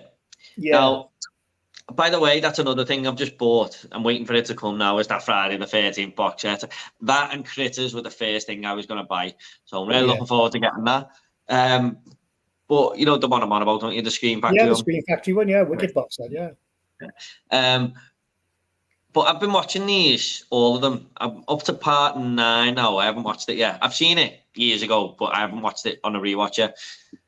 But I've got to say, man, Friday the 13th, part 4, the final chapter, I watched it twice because everyone was going, this is the best one, or it's in everyone's top 3. And I just liked the first 3 before it better. Yeah. So I rewatched it again to make sure that I wasn't wrong. And it grew on me a little bit, but I do think it's a okay movie. I just think it's slightly overrated. I'm sorry for saying that, Craig. I know you're a fan of it and all that, but I just... It's not my favourite one of the franchise, mine, but it's just the first one I saw, that's all. Yeah. All right, sound. Do you agree with that? Yeah, I agree with it now. With an older head, all my favorite one's part 2 these days. I like the first Right. three. I like the first 3 the best. Part 2 is my favorite. I love number 6 as well, but it's a little bit more over the top. The problem with number 4 is there's a few like kind of, they're not loopholes, but like first of all, you've got this family living in Camp Crystal Lake, but they've never come across Jason before. He's just left them alone until now. Do you know what I mean? So that was a bit silly, innit? Don't even call it Camp Crystal Lake, though, did he? Like, does Camp Crystal Lake even come into it until part 6? Like, I'd never heard them mention it apart from part 2, where they see the old camp and there's a sign there, Camp Crystal Lake. You could be right. Not something I've ever really noticed, but go on. Sorry. Anyway. So yeah, and there's that girl in it, like she's had a previous experience with Jason, and she's gone back there. The kind of face. That's the third one, isn't it? That's the third one, is it? Yeah, I think so. Yeah, and she keeps going. Oh, this man was chasing me through the woods. Yeah, that's the third one as well. But I was going to buy that Scream Factory box set. It's amazing. But what happened was Paramount, they were releasing these every year on Steelbook, so like part 1, part 2, part 3, part 4. So I bought them all, but then they seemed to stall and they haven't released any more. So I should have just bought the Scream Factory box set instead, really. So they're up to part 4, are they? Yeah, they're up to part 4, yeah. And they're really nice. They all look uniform on the shelf. They're all the same designs, but yeah, they haven't done 5 or any of the other ones since. So when you said the problem with part 4, I was just going to jump in and go, it's Crispin Glover. Oh, he's dancing.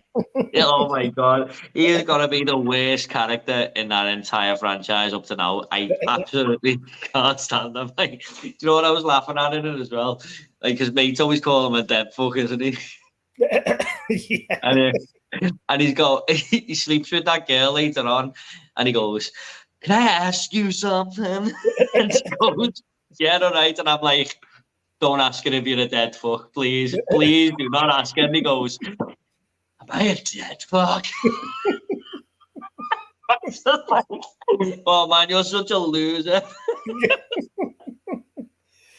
And he randomly early on in the film just goes, like his mate goes, "Oh yeah, you got to get over your girlfriend and stuff," and he just goes, "Yeah, I think you're right." And then he goes, "I'm so horny."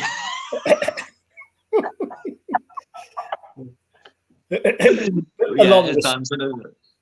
dancing, I know. It's like, but he probably is one of the most annoying characters in it. And the guy in the remake who looks a bit like him with the blonde hair. You've obviously seen the remake. Seen a remake, mate. When it first come out, like when it come out, I bought the Blu-ray. I haven't watched it since, but I'm really looking forward to getting back to that one. I remember the first like 20 minutes where it's all like the first 4, isn't it? Yeah. And I just remember Jason tying people up, which I wasn't too on board with, but I remember liking the film. But go on, sorry. I think I remember this one guy actually. Is he a total arsehole? Yeah, he's total arsehole. Yeah. I know what you're talking about, yeah. The remake is okay, mine, but like you say, when I first saw it, I wasn't too keen on like Jason taking hostages and keeping them under the house and all this, but I don't know, it's grown on me a lot, that film, as now I do really like it, so happy days. Yeah.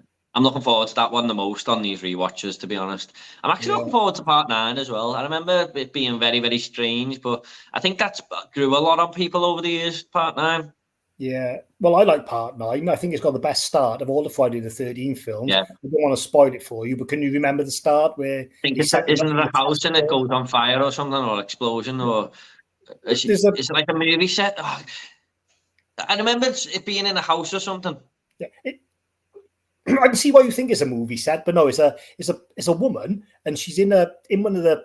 it's a setup, isn't it? Yeah, it's a setup. She's like a copper, like an undercover copper, and she lures him for a task team, and they all just blow him apart. Like, but they light up these big lights. That's why you probably would have thought it was like a film production or whatever. Yeah. But that's a really good start to the film. It's a solid intro. And I like it. I do. Creighton Duke's a wicked character, the black guy, and they like, you know what I mean. So, and is he the one who Jason's soul sort of goes into? Well, he's the bounty hunter who's after his soul. It pops around a few different characters. Is a bit like The Hidden, you know, that film, you know. So I don't think I've ever seen The Hidden, mate, to be honest. In the Friday the 13th, it's basically like a worm, and it goes into different people's mouths, and then they get taken over as Jason. Do you know what I mean? Yeah. The guy Creighton Duke, he's like a bounty hunter who's been after him for years. Right. You might get this by the end, but I think I might like this because I was watching the Halloween franchise a couple of years ago, Like I'd seen them all before, apart from 3, I think. But when they were doing something different, that's when I was appreciating it. I think that's why I love Rob Zombie's Halloween 2 and Halloween Ends and stuff. That they feel different. So I'm thinking I might like Jason. Jason Goes to Hell. So we'll see. Yeah, well, it's got the ultimate. What's the word to call it? The ultimate teasing. Oh God, after credit scene. You know, with Freddy's hands comes through. So you know that cock teased a lot of people for a long time. Imagine the internet now if something like that happened. Like it would go insane, wouldn't it? Yeah, it would go insane. Yeah, exactly. Trevor says Shawshank of the Dead, which is obviously referring to the Evil Dead. Maybe there's a crazy prison warden in this film as well. That's a good title, mine. That is Shawshank of the Dead. But what do you think of the Shawshank Redemption then? Because everyone holds it in high regard as like top 3 best movies ever made. Do you look at it like that, or? I don't even think it's the best prison movie ever made. I think The Green Mile is.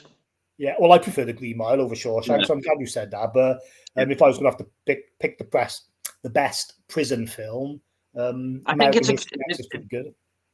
It's a solid 9 out of 10. The Shawshank Redemption. Yeah, it is. I don't think it's not in my top 30 or whatever. Go on. Sorry, what was that you were going to say, Craig? Oh, I can't remember what I was saying now. Prison film, American History X. Seen that? Yeah, I love that film. Yeah, wicked film. I mean, it's not all set in prison, mine, but you know, that's the best bit, though, isn't it? When he goes to prison and his character arc changes. Yeah, I love prison movies. Films. Yeah, we're good to get more horror movies in prisons, I suppose. I mean, I know there's probably loads, but I can't think of any. I got to be honest. I'd like to say I'm sure there are some, but I can't really think of any horrors set in a prison. Well, I just thought you might have knew more than me with all these lower budget stuff ones. There is one on Vinegar Syndrome called Slaughterhouse Rules, and it's set in a run-down prison, but it's not an active prison, like so.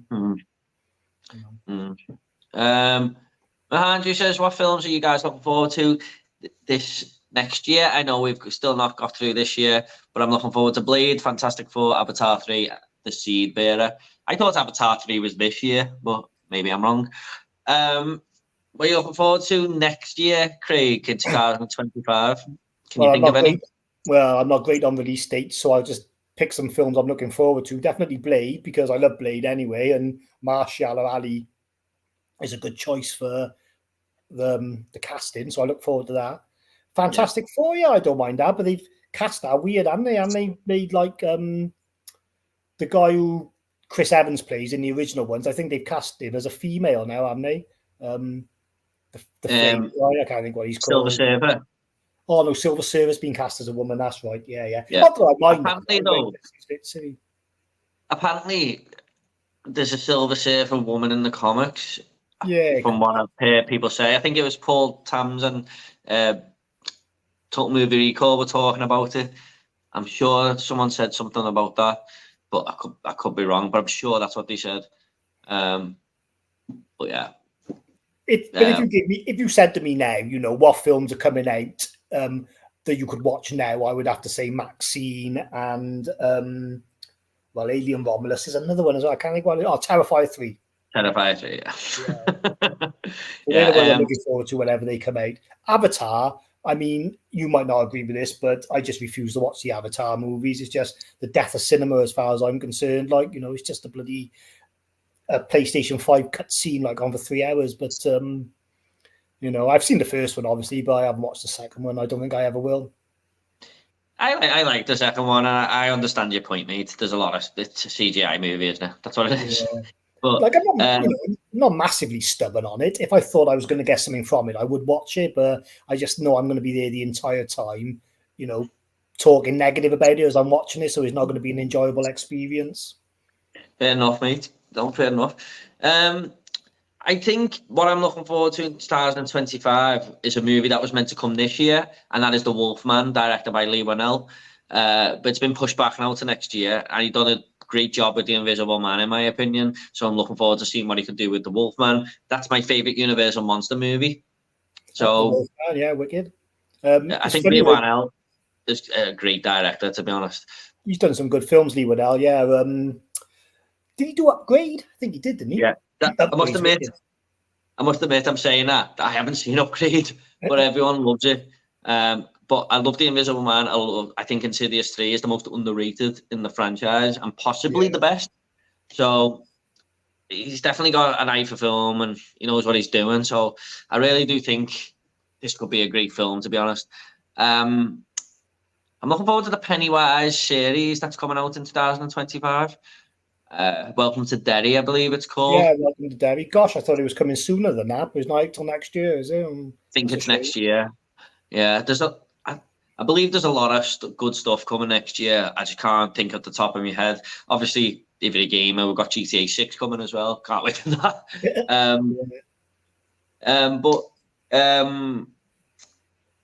I'd say this year is definitely Maxine and Terrifier 3 and Alien. But what did you think of that Maxine trailer?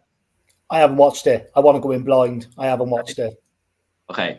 I won't say nothing about it, mate. All I'm going to say is very, very interesting. Yeah. I may end up giving in mine, but so far I've stayed strong and I haven't watched it, although I do know bits about it because I've seen like comments on social media. I know it's got like some sort of serial killer angle with the Manson family or something. And I heard Ty West said it was his version of a giallo, so I don't know if it's going to have a lot of giallo elements to it as well. But yeah, I'll just let that film wash over me. I'll try and go in blind and just, enjoy it. Yeah, I don't blame you, mate, at all. If they bring another trailer out, I'll probably give it a miss. I mean, do you know what? I watched, the Scream 6 trailer when it come out, where it was just on the subway, that little teaser. Yeah. I'm glad I only watched that, because another trailer come out where it showed Ghostface in the store and stuff. And I didn't know. I only seen an image of Ghostface with a shotgun. I didn't watch the trailer. And that was the best part of that movie for me. But I think that would have been ruined if I watched the trailer. Yeah, for sure. I don't mind teasers, but anything like that, like I think Abigail was hurt really by his advertising campaign because it was going to be a slow build into like this girl being a vampire, but everyone knew it was coming. So, I think a lot of there, really. When I done my Abigail review as well, I got the trailer back up and I noticed that they showed a few characters turn into vampires towards the end of the trailer. Yeah, well, I mean, I didn't see the trailer myself, so I didn't know where the film was going to go, apart from the girl being the vampire. But yeah, there was not many surprises, really. But watching Watership Down as a kid after seeing it the first when I was about 6, I knew I'd be scared, but I still wanted to watch it. The horror seed started for me there. So is Watership Down a horror movie? Well, it's not really a horror movie, but it's a kid's movie without restraint. It's about these rabbits who live in this burrow or whatever. And sounds a bit silly, but it's like an evil rabbit. I can't think what his name is now. Scar, maybe, something like that. He's a big black rabbit. And yeah, he has a fight like with the main character who's a good character, and he ends up killing him, and it's like blood everywhere and everyone's crying. It's really quite emotional, you know what I mean?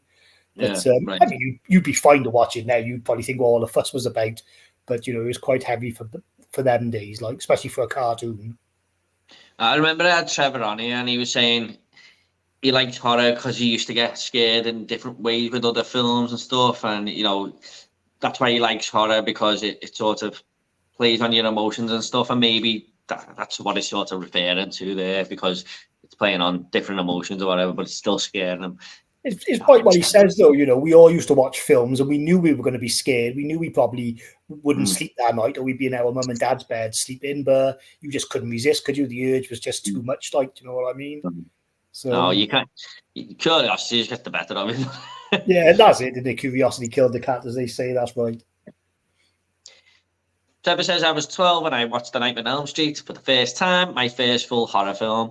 Yeah, I've got to admit, I didn't watch the first one until a while after watching 3 and 2. 3 and 2 were the one I used to watch the most. I don't know why. I don't think I could ever get hold of it, to be honest. 2 is the one I used to watch the most when I was a kid. Number 2 was the one I used to watch the most. Even though 3 is my favourite, number 2 I watched more than any of the others. I noticed a lot of people my age and stuff, or around my age, seem to say 2 was the one they used to watch. I think it was just the most common VHS. Yeah, it was easy to get. You can always remember the artwork with the bus on the front and Freddy over the top, Graham Humphrey's artwork. Yeah, it's Graham Humphrey's. But fair enough. Yeah, you can tell that. I think so. He's been around some time. Fair play to the bloke. Because on Instagram he's got the artwork of Graham Humphreys, and that's the main cover is Freddie off that cover with other bits integrated into it. So yeah, he does quite a bit for Second Sight as well on like some of their Amicus releases. And the film festival I used to go to all the time, Fright Fest in London, he always does the posters for that as well, you know. So he's I love all that artwork, like the cartoony animated style, and yeah, for sure, yeah, with the old-fashioned monsters and stuff as well. Yeah, absolutely brilliant. But Freddy 2 is still, I still get a little bit scared watching that movie now. I think it's definitely the creepiest one. Oh, it's definitely the last time Freddy was really scary. Do you know what I mean? When he comes out of when he comes out of Jesse's body or his mate's body, I can't remember. No, it was Jesse's body. And when he's sleeping at his mate's house, like he cuts him open and he just comes out and all, and pulls back his brain and says, "I got the brain." I love it. The thing is, people don't like it because they say, "Oh, it's got like really heavy gay overtones," but you don't notice that when you're a kid, do you? Do you know what I mean? Like, overtones in a film or undertones, it means nothing to you. Like, you know, you just want to just watching the film for what it is. Yeah, I remember that, never even noticing it until people on the internet started talking about it, but it doesn't bother me anyway. I mean, it is a very, very gay film. Yeah, it is. You know, you can see it now, like, but I think that's part of the charm of it, to be honest. It's like something unique about the film, isn't it? Yeah, when the gym teachers getting whipped in the showers on the butt with the towels, like, you know, couldn't get no gayer, but, you know, it's still, I love it. I do number 2, fair play. Yeah. But yeah, Freddy 2, man, that film scared the shit out of me as a kid, man. It really did. But I do like Freddy in part 3. I think they've got a really good balance there because the jokes he's telling are dark humour. Not like in part 4 where they're just comedic. In this one, it's like he's telling a joke because he's killing someone or whatever, you know what I mean? And it's like a nasty side to it. So I don't mind that either. But it's more a punchline. It's more a punchline to go with the kill in it. You know what I mean? Yeah. But, where is that fucking bourbon? yeah, exactly. Yeah, that's hilarious. But number 4, I do like number 4, man. I gotta be fair. That was another one I watched a lot when I was a youngster because, again, the VHS, the video shop only had that one. It didn't have any of the other ones. So I rented the hell out of number 4. I gotta be fair. But, yeah. I always found 4 and 5 the hardest to find for some reason. 5, I've never really been into that much. It was, like you say, it was hard to find. I never really watched it a lot when I was a kid, only when I really sat down and done a binge on all the films. So I feel I got to watch it. But, yeah, you know. It's never a go-to Freddy film. What's that, sorry? It's never a go-to Freddy film, is it? It's got a video game killing it, and that one's all right, I suppose. But can't remember about it. Is that Freddy's Dead, that one? Oh, it might be then. And that number 5 might have the comic book killing it. I can't remember, but I think it has. I think it has. Yeah, and number 6 is horrendous. I can watch it, but when he turns into the bloody witch from the Wizard of Oz and whatever, like, and he does the Hanna-Barbera kill when he pushes the spiky bear out to the thing like Bugs Bunny. But I hate Tracy in that film as well. She's like my worst character in the entire franchise. Like, she just thinks she's so tough and stuff, and it's like. I know. Yeah, it's a shame number 6 was a bit of a letdown, but you know. New Nightmare's good. Picks it back up though, I think. Yeah, New Nightmare's good. Freddy vs. Jason's a grower as well. I don't mind that. Let's not talk about the remake, even though I'm wearing a jumper from the remake, but you know. I don't mind the remake, you know. I mean, I don't think it's that great, but it's not the worst Freddy film in my opinion. I think I definitely prefer it to the 5 and 6, definitely. Yeah, I might agree with you, to be honest. I know I probably haven't admitted it before, the thing of sounding stupid, but yeah, you probably are right. It probably is better than 5 and 6, to be honest. Mahanju says, have you guys picked up any physical media recently and added it to the collection? Yeah, well, I've just picked up a Larry Clark film called Bully. I know you've seen my video, Craig. That was, mate. Awesome. Yeah, that's the first film thing I've bought from Umbrella Entertainment, who are bringing out Late Night with the Devil. Very, very impressed with the box, but I just needed that film in my collection. And I don't know if they're selling them in order, but I got 600 and something out of 750. So I don't know if there's like only 100 left or whatever, if they're selling them in order. So I'm glad to have got it because there was only 750 made. Obviously, you can get the standard edition still, but yeah, I'm glad I got that. Just that the Critters box set, just finished my Halloween Shout Factory 4Ks with the first one. For some reason, I bought 2, 3, 4, and 5, 6, 7, and 8, and then went and bought the first one. So I got them in the wrong order. I think it's because I did own the first one on Blu-ray. And I bought I didn't buy it. With my Region Free player, they give me a free 4K, and I got Assassin's Creed with it because there weren't many to pick from. And I haven't seen that film, and Justin Kirtle made it, who I do like a few of his films, so I'll check it out. What about you, Craig? Well, just to say, I had Wonder Woman free with my 4K player when I bought mine.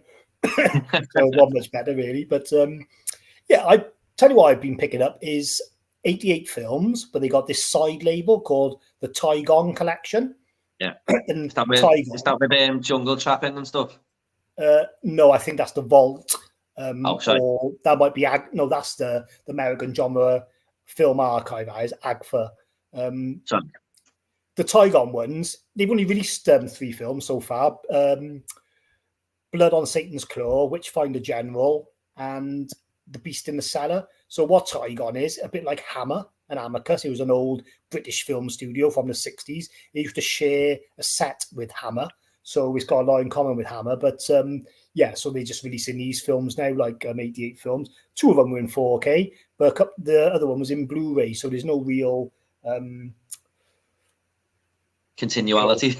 Yeah, that's what I mean. So, but it's all right because sometimes you see them and you think, oh God, not another 2 of these. But when you find out they're Blu-rays, they're £10 cheaper. So you think, oh, that's not so bad to buy.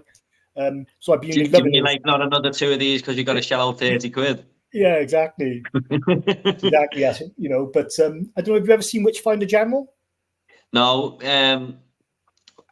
I wanted to see it because my dad said it was quite good, and he's in my dad doesn't really watch horror, but if he does, he'll watch cult horror movies, about cults and stuff like that. And he said that was all right, so I would like to watch it.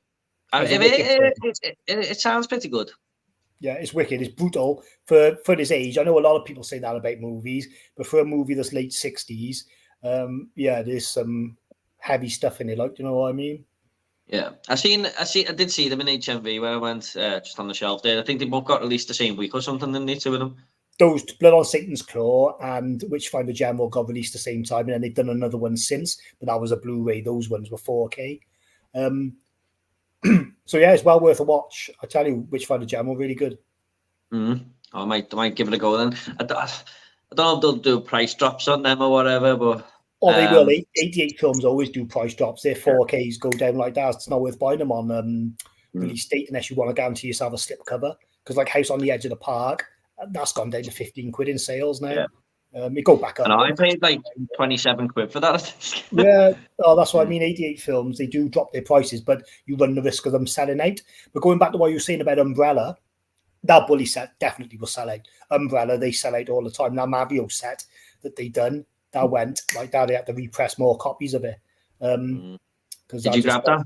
No, mate. It gone before I even knew about it, really. Do you know what I mean? And the second release is not as quite as premium as the first release. Like the book's not hardback, it's softback, and a couple of other different gripes. So, and I don't know, man. I can't really share the love for that film either, even though I used to watch it a lot when I was a kid. I would definitely be keeping an eye out for Umbrella now to see what they bring out. But I know Mike from Cinema Laxman, he picked it up. Said it's a great release. He was one of the first ones to have it. Mike was. He was the first ever unboxing I seen of it. But a lot of the American ones have got on the case now with it, like, so that was a popular release. But yeah, what you should do though, if you find they're expensive for the shipping and stuff, is just look for a seller on eBay. There's quite a lot of Umbrella sellers on eBay, and if the film's new, they're not overcharging. Do you know what I mean? Only if it's out of print and is old, do they overcharge. Any Umbrella release I've ever bought, I've only ever paid like 35, 40. Although that bully box set would cost more than that, no doubt. But just their normal releases, like. After I bought it, someone on the Big Paulie page went, is it 50 or is it 20% discount for Umbrella Entertainment? And I was like, now you tell me. Yes, mate. Well, maybe you can use it next time, like you said, if you're just getting into them. Yeah, but yeah, definitely be looking. I know they've done one for kids. I think that might be out of print now, the big box set, but I still might get the standard version because that's a film I used to watch. Me and my mate used to watch that all the time. So yeah, I wouldn't mind grabbing that. Larry Clark, man. Yeah, honestly, like you said, we're saying earlier, if you've got kids, them films are a lot harder to watch now than what they were when you watched them when you were like 15, 16. Like the movie Kids, gee whiz, that is messed up when you watch it these days. And you know what I mean? You probably didn't grasp it so much when you were younger, but you know. I think that's how I learned about the disease of HIV and stuff, was through that film, and then I watched it and started to panic. But you know, honestly, the scene in that when the guy gives it to the girl, the HIV, it's like not violent or anything, but it's just really disturbing. Like, you know, soul destroying, isn't it?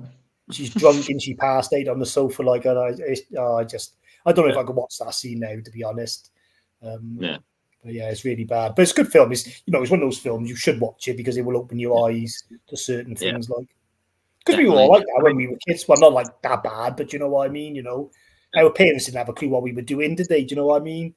And you always that should be when they do sex education in school. They should do the sex education video and then go, oh, and here's the other side of it. Watch this. Watch this film. Exactly. It would scare today's youth because today is not like what it used to be when we were kids. Do you know what I mean? So they would put the willies up on, no doubt.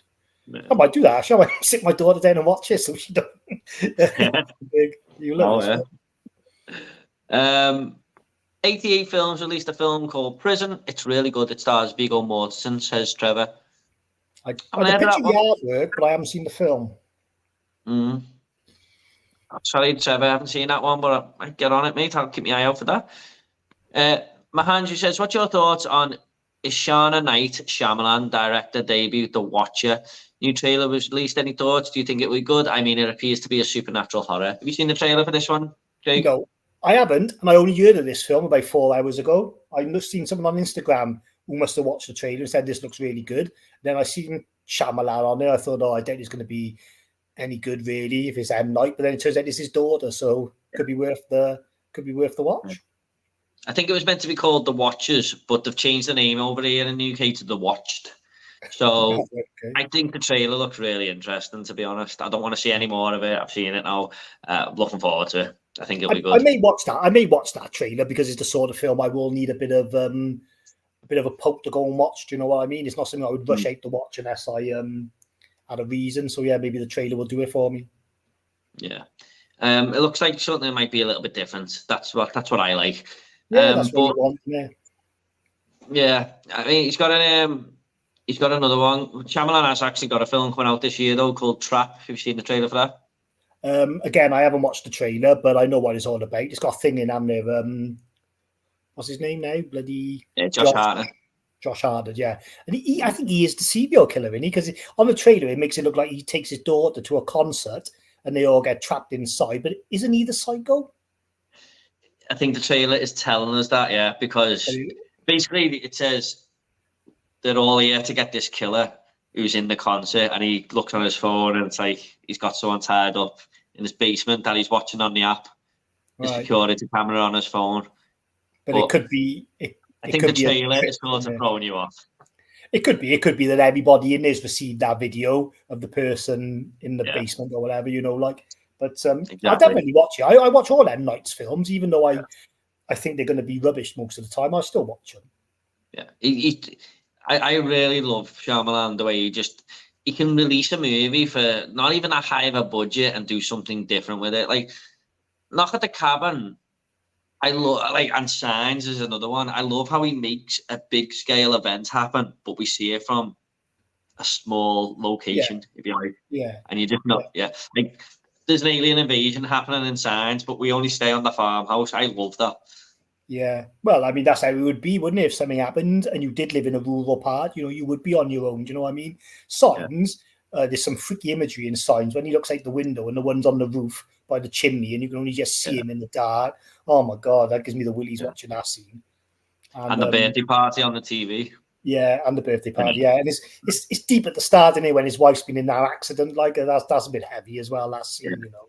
But I mean, The Sixth Sense, man, what a game changer that was. You know, if there was any film I could watch now with a clear mind of not knowing anything about, it would be that film again. You know what I mean? I knew what was going to happen going into that, so probably weren't effective for me, but it's still a good movie. Yeah. But yeah, looking forward to both of them films, to be honest. Mahanju says, I'm really intrigued by Longlegs, a new horror film coming out this year starring Nicolas Cage and Micah Monroe. It really has a creepy vibe. Have you heard of this one? For sure. It's directed by Osgood Perkins, who's Anthony Perkins' son, Anthony Perkins from Psycho. Right, yeah. So he's done a couple of films already. He's done that Hansel and Gretel one and The Girl Who Lives in the House, I think it's called. It was a Netflix film. So he's got a bit of juice as a director in the industry. So yeah, that Longlegs I've heard is his best work. So yeah, that should be good. It's got Micah Monroe in as well, who's just amazing. I love her. So I'll definitely be going there. Have you seen Watcher with Micah Monroe in? I've seen Watcher, yeah. And it's got that the Burn Gumson or whatever his name is. He's a good actor. He's the older guy. Is he the sort of person watching? Yeah. Yeah. I thought that was a really good film, a little gem from 2002 there, and she was amazing in it. She's got screen presence. I mean, obviously she's a nice looking woman and stuff, but she just really, you can't take your eyes off her, can you? She's just a really great actress, I think. And Nicolas Cage as well, of course. Never know what you're going to get with Nicolas Cage, really, because I watched Arcadian, and he's a very normal character in that, but I can watch another film in it where he just looks like a lunatic. Well, knowing the director Osgood Perkins, he's not going to want an over-the-top performance. He will want a stripped-back, creepy performance. So it probably will be one of those low-key performances by Cage rather than one of his over-the-top ones. But should be. I love it. I like a good serial killer movie or whatever. That's what it's sort of looking like. So yeah, when we were talking earlier about most anticipated movies, I probably should have said Longlegs because it has been on my list for a long time. Because I like Micah Monroe, like you as well. Like I've seen all her films. Well, I think I have. But I like the way the slowly drip feed and there's stuff about it as well. It's like there's nothing too much out there. It's all kept a little bit hush, isn't it? Yeah, I would put my money on that being a really, really good film. Fair dues. I still want to see Alien Romulus. I could be wrong, but I have a feeling it will be a pretty solid film considering it has Fede Alvarez directing. He's all about the blood and gore, really. Yeah, I mean, we did speak about this one earlier, and I agree. Whether he'll go full blood and gore with an Alien film, I mean, there's a little bit of blood and gore in the Alien films. I don't think it's too over the top like The Evil Dead, though. We'll see. Might be interesting if he does go down that route. But yeah, go on, Craig. I was going to say, Don't Breathe is not really a gore fest, is it? Let's be honest. So we can do. It's not all about the gore, but I'm sure he'll have his moments. The new Alien film. I think he'll have some good kills lined up and stuff. But yeah, I'm really looking forward to it. I am. I think it takes place between Alien 1 and 2. Is that right? I'll have to take your word for it. The timeline with the Aliens films, I don't bloody know where we are with it. I'll watch it as a standalone film. I won't really care about the links to the other movies, I think that's what he will go for anyway. I think he'll just go, look, it's set here, but it's one of them. You don't have to watch 1 and 2 in between it or anything. Exactly. I think it'll be one you can just throw on. But I didn't really like Covenant either, so I'm hoping to wash the bad taste out of my mouth of that film with this new one as well. I watched it a couple of times and it got a bit better the second or third time I watched it, but I still don't think it's a great Alien movie, really. Yeah, I'm not a fan of that at all, to be honest. Got to go, lads. Good evening to you both. Thanks so much, Trevor, for coming along, mate. Really appreciate that. Mahanju says, Stranger Things final season 2, Last of Us are both out next year. That is true. Looking forward to both of them. Yeah, I'm not a big TV person, but Stranger Things for sure. And yeah, I've seen the first season of The Last of Us, so I don't see no reason why I won't watch that either. But Stranger Things, yeah, that'll be, as soon as that hits, that'll be, day off work to watch that sort of thing. I'm not a massive, look, I wish I was a bigger TV person because there's so many shows I want to watch, but when I sit down of a night, man, I just put a film on. It's well, like I have to invest a whole week to a TV series, especially with my wife falling asleep every night. If she gets into it, I'll have to watch it with her, and she can't keep her eyes open. No, I'm with you, mate. Honestly, I want my sort of beginning, middle, and end all in one evening. Do you know what I mean? But every now and again, my wife will say to me, we don't watch anything together. Let's watch this. But then you say she falls asleep, so I end up having to watch the same episode twice and whatever. But Baby Reindeer we watched mine. I thought that was all right, actually. Yeah. She suggested that to me, and I thought that was a pretty good suggestion by her, considering what she usually watches. Yeah, it's on her radar as well, so I think I will be watching that soon, especially with all the talk on social media about it and stuff. Yeah, it'll be half-hour episodes as well, or 35-minute episodes, so it doesn't outstay its welcome, but... Oh, is it? Yeah, that's all right, isn't it? Yeah, and it'll hook you in as well. As soon as you watch the first one, you'll have to watch the next one, do you know what I mean? So don't expect an early night. So I might give that a go then. Maybe you could watch 2 or 3 episodes in one night, but see now. Oh yeah, you do 2 or 3 on the bounce, no problem. Well, you'll be so hooked you want to probably. But speaking of that though, Stranger Things and Last of Us are 2 series that I did watch, so I'll definitely be watching them. And also, I was going to ask you about the Friday the 13th series. What are your thoughts on what's been happening with this? Did you hear anything? Well, I mean, I'm kind of glad it's been put on the back burner because I don't like talking ill of people, but the guy who was writing it, Brian Fuller, he's not really like a slasher writer. He's more of an artistic TV kind of writer. Because have you seen Hannibal? Yeah. The TV show? I mean, I've seen the first season. I couldn't really get into it. I know a lot of people love it, but well, do they? They might, it's You- so yeah, far. yeah. Yeah, I'm with you. Yeah, it's so far removed from the films. It's confusing. It's like really arty the way it's shot, and I wouldn't want that for Friday the 13th. You know what I mean? And that was the guy who was writing it. So I think maybe A24 or A24 felt the same, and they might have put it in for that reason, and they might turn it into what you'd expect, a slasher kind of thing. But I don't know. Who knows? Yeah. On one hand, I do want to see something different with it, but on the other hand, maybe that's just what fans are craving for. And yeah, slasher is my favorite genre, so we'll see. I still think there'll be a little bit of something different with it being A24. I don't think it'll be full on like all the Friday the 13th films. I think there'll be something in there, but let's not go too far removed, if you like. It'll still be the story of they plan on doing, the story of Pamela Voorhees and Jason drowning when he was younger. You know what I mean? But hopefully it'll have like Pamela Voorhees going on a bit of a rampage here and there as well. Like, that's where your kills will come from. Yeah, yeah.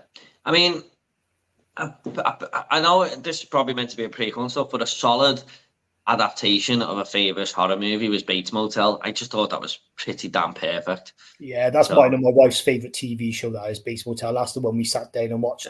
I'd already seen the first season before I met her. I said, sit down and watch this. You'll probably enjoy it. Yeah, amazing TV, Bates Motel. Viva Farmiga. Maybe she did win awards for it. I don't know, but if she didn't, she deserved to win awards for it because she's just amazing in it. And she co-produced a lot of it and wrote some of it as well. So yeah, she was heavily involved in that, wasn't she? I think she picked Freddie Highmore to be Norman as well. Yeah, so great casting. It started to come a bit more about his brother towards the end, didn't it? Like his brother was a bit more of a fan favorite character, but yeah, it ended when it needed to end it, I suppose. But it was just amazing, wasn't it, from start to finish?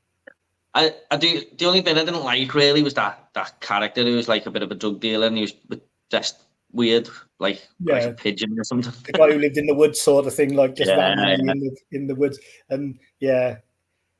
He was being only negative about it, really. But there was a few story arcs, like the people trafficking and whatever, that were a little bit out of place. But I suppose they just got to keep it ticking over, haven't they? Do you know what I mean? You've got to have a little bit of filler here and there. But overall, fantastic show. Yeah, totally agree, mate. Mahanju says, when do you guys think Beyond the Spider-Verse will come out? Are you a fan of these, Craig? I wouldn't say I was a fan. I've seen them both and I liked them. But I'm not sort of on the edge of my seat for the next one, so I'm not really sure when it will come out. But I thought the second one was too long. I was struggling towards the end, like it was just going on and on and on. First one's amazing, the soundtrack, all the rap music and everything, These are 2 films that absolutely grew on me the second time I watched them. Maybe that's what I thought the first one was good, and then when I watched the second one at the cinema, I thought, I'm not into this as much as everyone else. But I was so tired at the cinema that night. I think one of my kid was keeping me up all week and stuff, and I rewatched it on 4K, the first one, and then went, right, I am dying to watch the second one again now, and I love both of them the second time, so I'm looking forward to the third one, to be honest. But yeah, I think it'll be 2025, maybe May, something like that. I don't know though. I'm guessing. It's definitely the best thing Sony have done with their superhero properties since the Sam Raimi stuff, you know. So yeah, definitely. I don't know what they're doing with this bloody Madam Web and stuff. That was a terrible movie. I haven't even watched it. I gotta be fair. It's just one film I can't get the motivation to watch after everybody's kicked it in the ass. Like same as like the last Ant-Man film I haven't seen either. I didn't. Ant-Man and the Wasp is a bloody masterpiece compared to this. I done me, me end of month vlogs on my Movie Worm channel where I just talk about everything I watched. I'd done Madam Web and I'd only watched it 2 weeks before, and I was struggling to remember about anything about it. So that's it. Yeah. I might get into it one day, but I can't see it. Mahanji says, "What about Scream 7? When do you think that's going to come out?" I think next December myself, because I've heard it might be taking place around Christmas time, but I could be wrong. But I heard that was a rumor. I don't even know. Scream 7. Well, I wouldn't say looking forward to it. I'm curious to see where it goes after they sacked off half the cast. I know Neve Campbell's coming back, or Nev Campbell's coming back. Did Courtney Cox die in the last one, or was it not official that she died? I can't remember. Very heavily injured. Yeah. Oh, so she survived and stabbed 50 million times, but she'll be all right. So yeah, I don't know. Just have to see how it goes. There's always room for Scream movies in my life. I don't mind. I'll certainly check it out.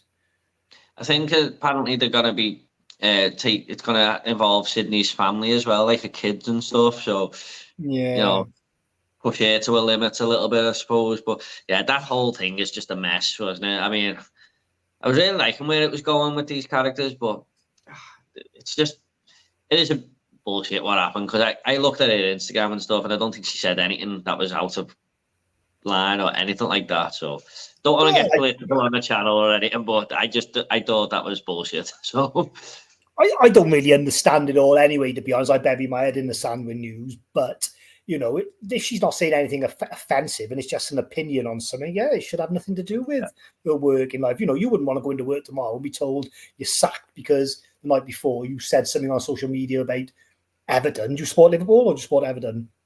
Everton. Yeah. So if you said something bad about Liverpool, do you know what I mean? So it's just like... Twilight Limit says, hello mate, thanks very much for coming along, hope you're all right. I got Critters 4 movie collection on DVD last month, but haven't got around to watching it.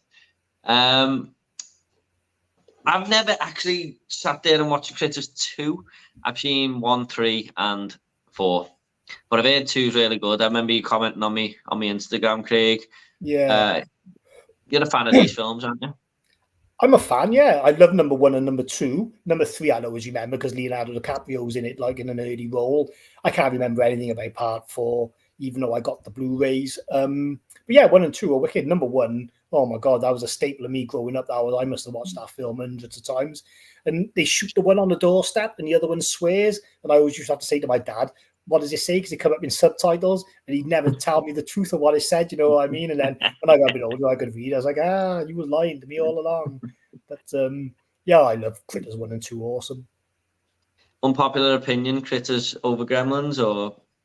Oh, when I was a kid, 100%, I used to watch the hell out of Critters, and I wouldn't have give Gremlins the time of day.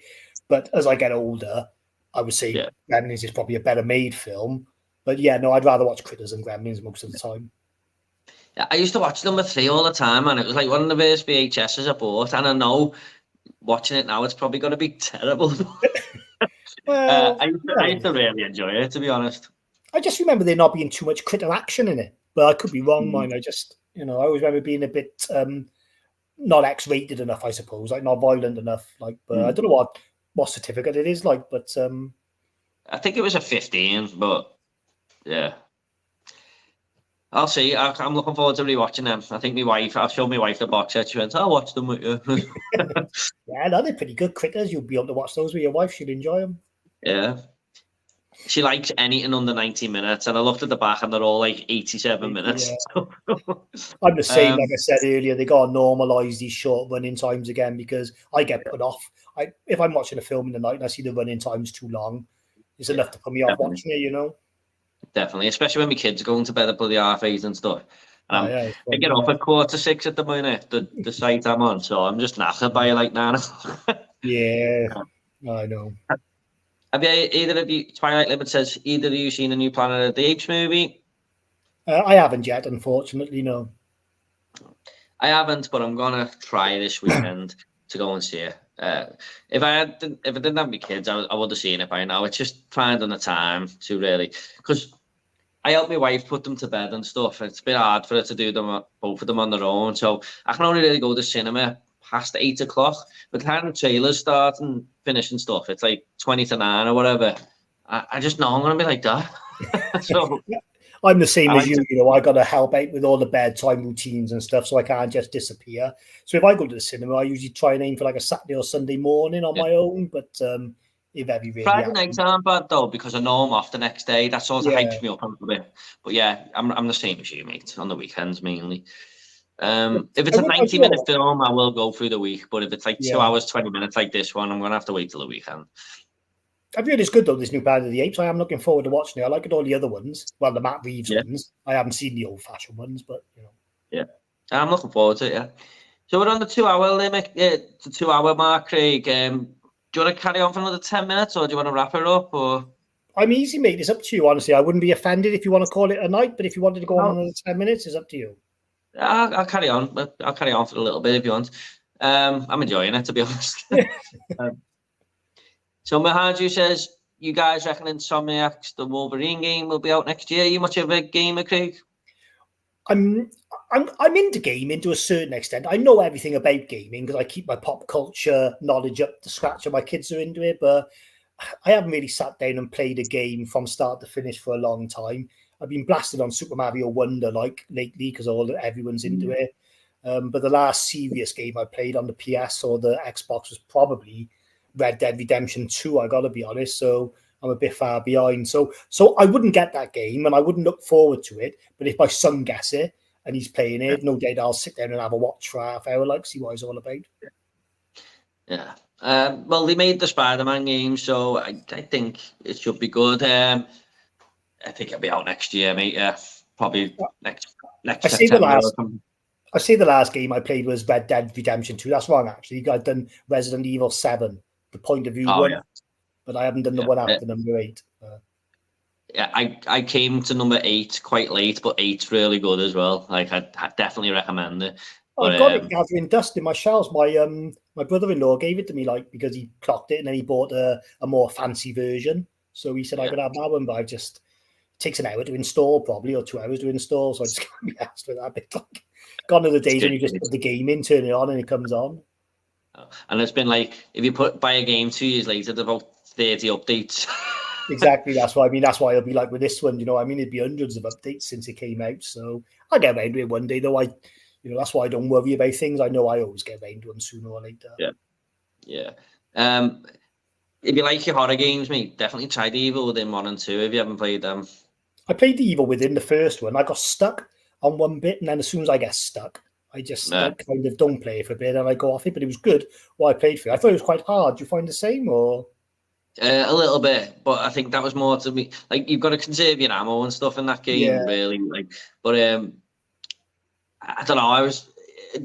I think it was chapter 3. I really got stuck. But the more you sort of level your character up a little bit, the easier it becomes, I think. Yeah. And number 2 is like a little bit of a mini open world, which I loved. So it's all like set in a little town, basically, and you can just go anywhere you want. It's boss.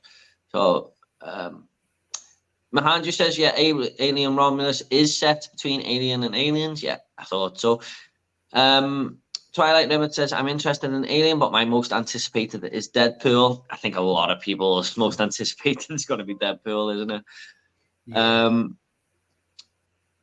Twilight Limits, there's a horror movie coming out in a few days, The Strangers Chapter 1. Any thoughts? Well, I mean, the first thing to say is it's directed by Rennie Harlin. So, I mean, you know, his movies, they were good back in the 90s, like Run Elm Street 4, Cliffhanger. Die Hard 2. Die Hard 2. Yeah, you got it. But, you know, he's been off the scene for so long. I don't know, man. I don't really like home invasion movies. They make me want to punch the TV because the people are so stupid in them. Do you know what I mean? But Yeah. I suppose I'll check it out at some point. But my thoughts at the moment is not going to be very good. But I can only be surprised then, can I? I was kind of looking forward to it because it's going to be a trilogy, I believe. Yeah, it's going to be 3 films. You're right. Yeah. Yeah, and then I watched that first one the other day, and I was like, the trailer looks exactly the same as this film. I Please know, don't try exactly. and redo this film. Please do something different. So, and then I watched Prey at Night, and then it got me a little bit more looking forward to it. So I'm kind of mixed on it. I'll see. I'll find out this weekend. I think I'm going on Saturday with my wife. So my thoughts are, it can't possibly be worse than 2008 version. It just can't. I mean, that movie was a struggle to get through. It really was. Yeah. So it's like this weekend, is it? Chapter 1, and it's not streaming. It's cinema job, is it? Oh, right. Okay. Cool. It's just, I think it's just cinema for now, mate. Yeah. So, hopefully going to check it out this weekend. But I definitely recommend Prey at Night, Craig. It's really good, mate. I don't want to hype it up too much here, but I definitely would give that a go. I'll dig the DVD out later and then give it a shot tomorrow, maybe. All I need is a little bit of motivation. As soon as someone tells me a film is good, then I usually get around to watching it. So I've got a good bit of motivation for you as well. It's 85 minutes long. Oh, there we are. Then happy days. I might stick it on tonight when we finish because I have to unwind a bit before going to bed. But, 85 minutes. That's handy, that is, mate. That's all a film needs to be, though, innit? Do you know what I mean? It gets the job done. Yeah, and it's quite well paced as well. Like there's always something happening. It's a fun movie. Another one next month, The Watchers. Yeah, we just spoke about this one, Twilight Limits. We're both kind of looking forward to this one. So it looks like something different. There's a lot of horror coming out this year, I think. A lot. Whether it's quantity over quality, I'm not quite sure yet because some of them have been terrible. But we'll see. I think it's starting to get into the better phase now a little bit, going by some of these trailers. Yeah, I think last year was a bit of a dud. I can't remember all the films that come out last year, but I remember really struggling to put my top 10 together. So, I'm ready for a good year. So, yeah, this year has been pretty solid so far, I gotta be fair. Is the new season of The Boys and the final season Cobra Kai out this year or next year? We'll be watching them, of course. Like Cobra Kai is coming out this year in 3 parts. So they're doing 15 episodes. And the first part is 5 episodes. Then they're doing another 5, and then the third part of the last 5 is coming out at the start of next year. So I think it's July, November, and then February or something like that. I don't know when The Boys is out. I've never seen it. No, I don't watch The Boys, but I've seen all the Cobra Kai seasons. I'm really into Cobra Kai. I thought it was pretty good, actually. It had no right being as good as it was, Yeah. Totally agree, mate. Whenever it comes out, I'll be there watching them. I love Cobra Kai, man. I fucking love it. It's good in their fair dues. It's cheesy, but it's good. Yeah, that's what I love about it, though. How cheesy it actually is. It just works. And it's just great as well that they were able to bring these characters back from obscurity. Like how old is the Karate Kid film? Like 30 years old, and they come back, and it's just like they never left. You know what I mean? Yeah. I think you know what, mate. I think I've cheered at 2 things at the TV in my entire life where I've actually fist bumped and went yes. And one of them was what was the other? What was it? It was just in my head then. One of them was Whiplash, the very end. So have you seen that one? Yeah, you know when wicked. When he's going for it, just like go on. But the other time was in Cobra Kai season 4. Where she just doesn't want to know Johnny. She's just like, look, I don't want you to teach me and all that, and blah, blah, blah. And she passes his class and sort of warms to him a bit. And then she's fighting. This is Danny LaRusso's daughter, isn't it?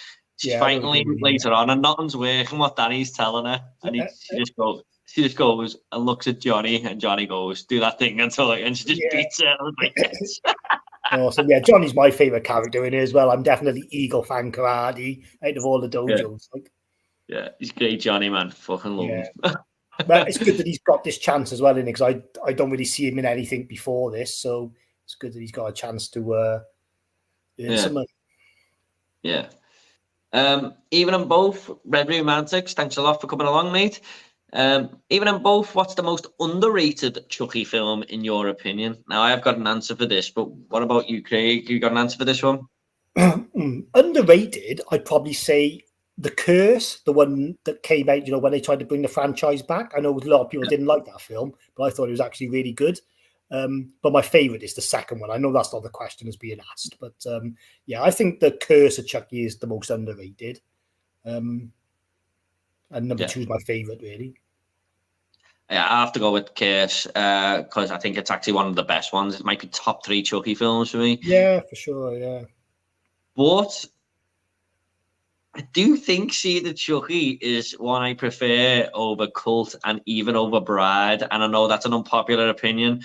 And if I went to cinema to watch this at the time, I might have been a little bit pissed off because it's a very out there movie. But I didn't, and I watched it years later, and I thought, you know what, I actually quite enjoyed the wackiness of this and how stupid it is, and I just thought it was a fun movie.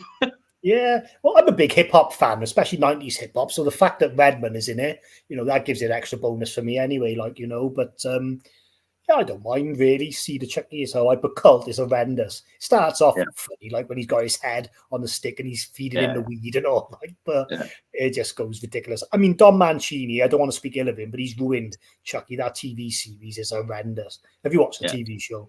I've watched the first season. I haven't watched 2 or 3 yet. The first season's all right, but the next 2, oh my God, it just goes. Yeah, I've heard. Honestly, I'm fed up of it already, but films. Fiona Dora playing her dad in the flashback scenes. Well, I don't know. It's just all so convoluted. Like one minute she's possessed by Chucky, and then she's like a man playing a woman. I just don't know. It's just too convoluted. I just don't know. I think Don Mancini is he's taking it too far now. But I think he's enjoying all the wackiness, isn't it? I was watching a Cody Leach. Have you heard of him? Yeah, Cody Leach. I know his channel. Yeah, and he said that there's 2 types of Chucky fans now. He believes, and one of them are the old school lot, and the other one are this new generation, sort of like the TV show and stuff. And I think he might have nailed that, to be honest. So he's right. There's a lot of when you go on social media, it's always the younger generation bigging up the new TV show, and the older people saying it's awful. So totally agree. Yeah, it's totally agree. And I'm definitely with the old school. It's getting like Star Wars now, isn't it? Oh God, I think it's probably worse. Yeah, I'm fed up with that as well. I'm done with that as well. Are either of you interested in westerns? There's one coming out at the end of June called Horizon Part 1. I'm not the biggest Western fan, but I've got the Fistful of Dollars ringtone on my phone, and I've had it for like 10 years. They're all right. I do like modern Westerns more than the older Westerns, I'm not going to lie. Yeah, I'm not a big Western fan. I kind of got this plan in my head that when I get a bit older, like maybe retirement age, that's when I'm going to jump into the Western genre and really smash through it. Because it always seems to be like an old man's genre, doesn't it? You know what I mean? Like, so until then, I've only seen like Django's really good. I bought the Arrow 4K of the old Django. That was awesome. And then, like you say, the very old one, not the Quentin Tarantino one. That's a really good film, that is, and the 4K is stunning. But apart from that, like I've only seen the modern ones then, like your Clint Eastwood's, like your Unforgivens and Bone Tomahawk and things like that, Yeah. I don't know what Horizon is. I've never heard of that. I haven't heard of Horizon, to be honest. Part 1 as well. So no, I haven't heard of that one. Twilight Limit, sorry. But yeah, I like the new 310 to well, not new 310 to Rumor, the remake and stuff. I thought that was a really good film. Yeah. But yeah, I like Western video games. I do. I think they work wicked on video games, like Red Dead Redemption, and there's a couple of others I've played over the years. So it makes you want to watch them films, doesn't it? A little bit. And being a cowboy is amazing. We'd all love to be a cowboy, wouldn't we? But then just watching the film sometimes, Yeah. Mahanju says Silent Hill 2 remake is out at the end of this year. Like literally last month. May as well drop it next year, then considering making fans waiting this long for it. Well, Silent Hill 2, I had a recent replay through of that not so long ago. Really good game, fair dues. I've never played it, to be honest. I played the first one, but I never got to the second one. This one's good, but the graphics are obviously not, of the time. So, Right, I think we'll just try and get through these next couple of comments and then we'll wrap it up, Craig. Is that right? Mate, of course. Yeah. Fine. What would be crazy if Hilary Swank's character returned for the final season? I mean, it would make sense considering it's the Miyagi-verse. Yeah, I haven't seen that movie that he's talking about. Which one's that? Is that Return of the Karate Kid? Yeah, number 4 in the universe. But no, I haven't seen it either. I haven't seen that one or the Jackie Chan one. Yeah, the Jackie Chan one's not bad, actually. But I've heard it's really long again. It's a 3-hour movie, I think. 2.5 hours. Is it? I think so, yeah. Unless that's the director's cut. I don't know, but I watched it a long time ago, but I don't remember it being that long, but it might be. I might be wrong there. It might have just felt that long when I tried to watch it. Yeah. I wouldn't be surprised if that happens with Hilary Swank, to be honest, and I wouldn't even be surprised if Jaden Smith come into it somehow. Well, it's all about the popularity of the show, innit? You might not have got them on board with the first season. They might have said, "Oh no, I'm not doing that," but now they can see how big a show it is. Yeah. You know, they even got a thing to come back, didn't they? Elizabeth Shue. So you know, if they can get her back, then they can get anyone back. So yeah, and she hasn't done a lot. Hilary Swank recently. She was in The Hunt, wasn't she? But I can't remember what else she was in. The Hunt, which one with the one where Betty Gilpin's going around? Yeah, the one with Betty Gilpin. Yeah, isn't she the woman at the end who owns the entire place and she fights her at the end? She might be, mate. Yeah, I watched it on the cinema when it came out, but I haven't watched it since. But I remember loving that film, to be honest. Yeah, it's good. It's good. But I remember she's like the woman in the house, like she's running the show or whatever, and Betty Gilpin kills her in the end. I don't know. My knowledge is a bit things. Oh, you're probably right, mate. I watched that many damn movies, mate. I just it just all becomes. I know you do as well. Like, yeah. I'm not actually looking forward to the new Karate Kid film. It got delayed till next year, and we'll have Jackie Chan and Ralph Macchio together. We'll see. I don't know if it's gonna have anything to do with the show when that wraps up. I don't know, but we'll see. Yeah, interesting. Keep an eye on it. Oh, of course, Furiosa. That's the film I want to see. I cannot wait for that. Yeah. That's out next week, isn't it? Yeah, next week, 24th. I'm away for 4 days. Or to a caravan with my family, so I won't be able to watch it till the Tuesday when I get back. But I'm buzzing for that. That looks amazing. Fair dues. Good weekend to go away, mate. Bank holiday. Yeah, that's part of the reason why we do it. Get the extra Monday, like, in it. Yeah. Another and another Bad Boys movie too. I need to rewatch Fury Road because I wasn't mad on it when I watched it, but I think I would appreciate it now a lot more. Bad Boys, I'm looking forward to that because I really enjoyed the last one. I think it's actually the best one, the last one. Yeah, the third one, it's a mass improvement on the second one. The second one is just an excuse for explosions and bloody car chases. Just switch off. I do is so much action in it. But yeah, the third one is good. And Mad Max Fury Road, you should definitely watch that again because I was never really a big Mad Max fan. And Fury Road, the first time I watched it, I didn't think it was all that. And I've watched it 4 or 5 times since then. And trust me, it's a 5-star movie. It's just amazing. It's just I'm definitely, isn't it? When you think they're all stuntmen as well, like, and there's hardly no CGI. It's just madness. Yeah. I'm definitely going to watch it this week, mate. 100%. But Fury Road will be next level again. Yeah. Well, just on Bad Boys 2 there, you know that scene where it's a car chase and all the Ferraris and stuff are blowing up and the Lamborghinis and stuff. And I'm just like, Michael Bay thinks he's such a great action director. Now, I know it's probably impossible for me to direct a movie. I'm not. But that is the same thing over and over for 10, 15 minutes. And it's just not exciting, that chase at all. I just switch off. I do honestly, in long drawn out action scenes, I completely disengage with the movie. Like some people, it's the best part of the film to some people, but I disengage with it if it's just too much over the top action, you know. Yeah. But I mean, the best part of Bad Boys 2 is when that boy turns out to take his daughter out on a date, and he's like, "How old are you?" Like, 30. Yeah. It's like, "You look 30." I remember that bit. Yeah, it's hilarious. The rest of it, like, it's just too action filled for my liking. The first one was good. Like, I can't say anything bad about the first one. I used to watch it when I was a kid. Loads. Like, Mike Lowry was the man to me when I was a kid. But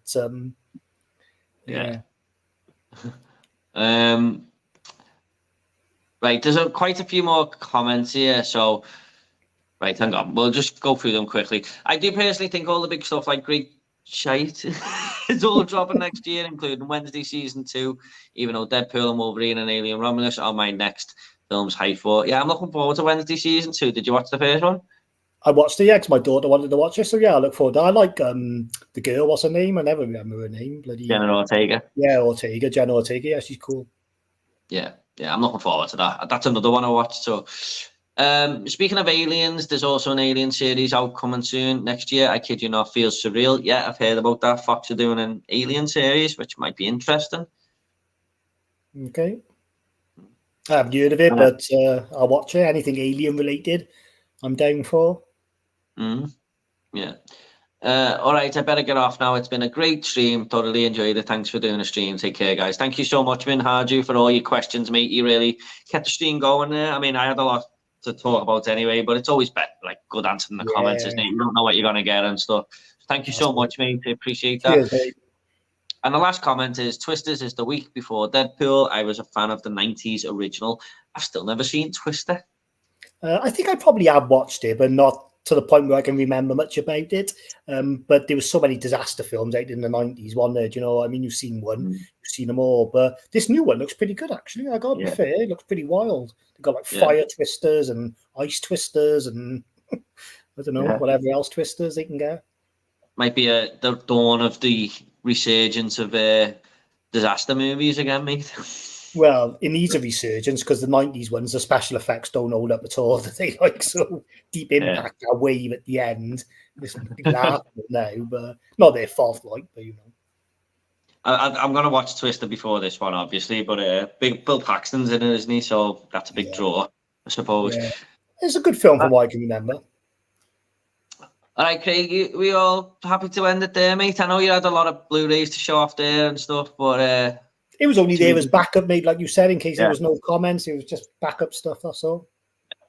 So, mate, all right. Well, I think we'll just end it there. Is that all right? No worries at all. Thanks for your time. I enjoyed it. Nice one. Yeah, no worries, mate. Thanks so much for coming on. And everyone on the replay, if you're watching, I'll leave Craig's link down below to Bumpers Movies. Definitely get over there and give him a sub. Mate, I'd love to have you on again at some point if you're ever up for it. Always up for it, mate. Honestly, I love a live stream and I get a bit disappointed sometimes I don't get invited on many. So, yeah, you give me a shout. I'll always be available. Sure, mate. I know Scott's asked me to go on his stream Friday and I watched them streams going, man, I'm dying to jump into this conversation. So I'm really looking forward to that. It's been a while since I've been on someone else's stream, to be honest.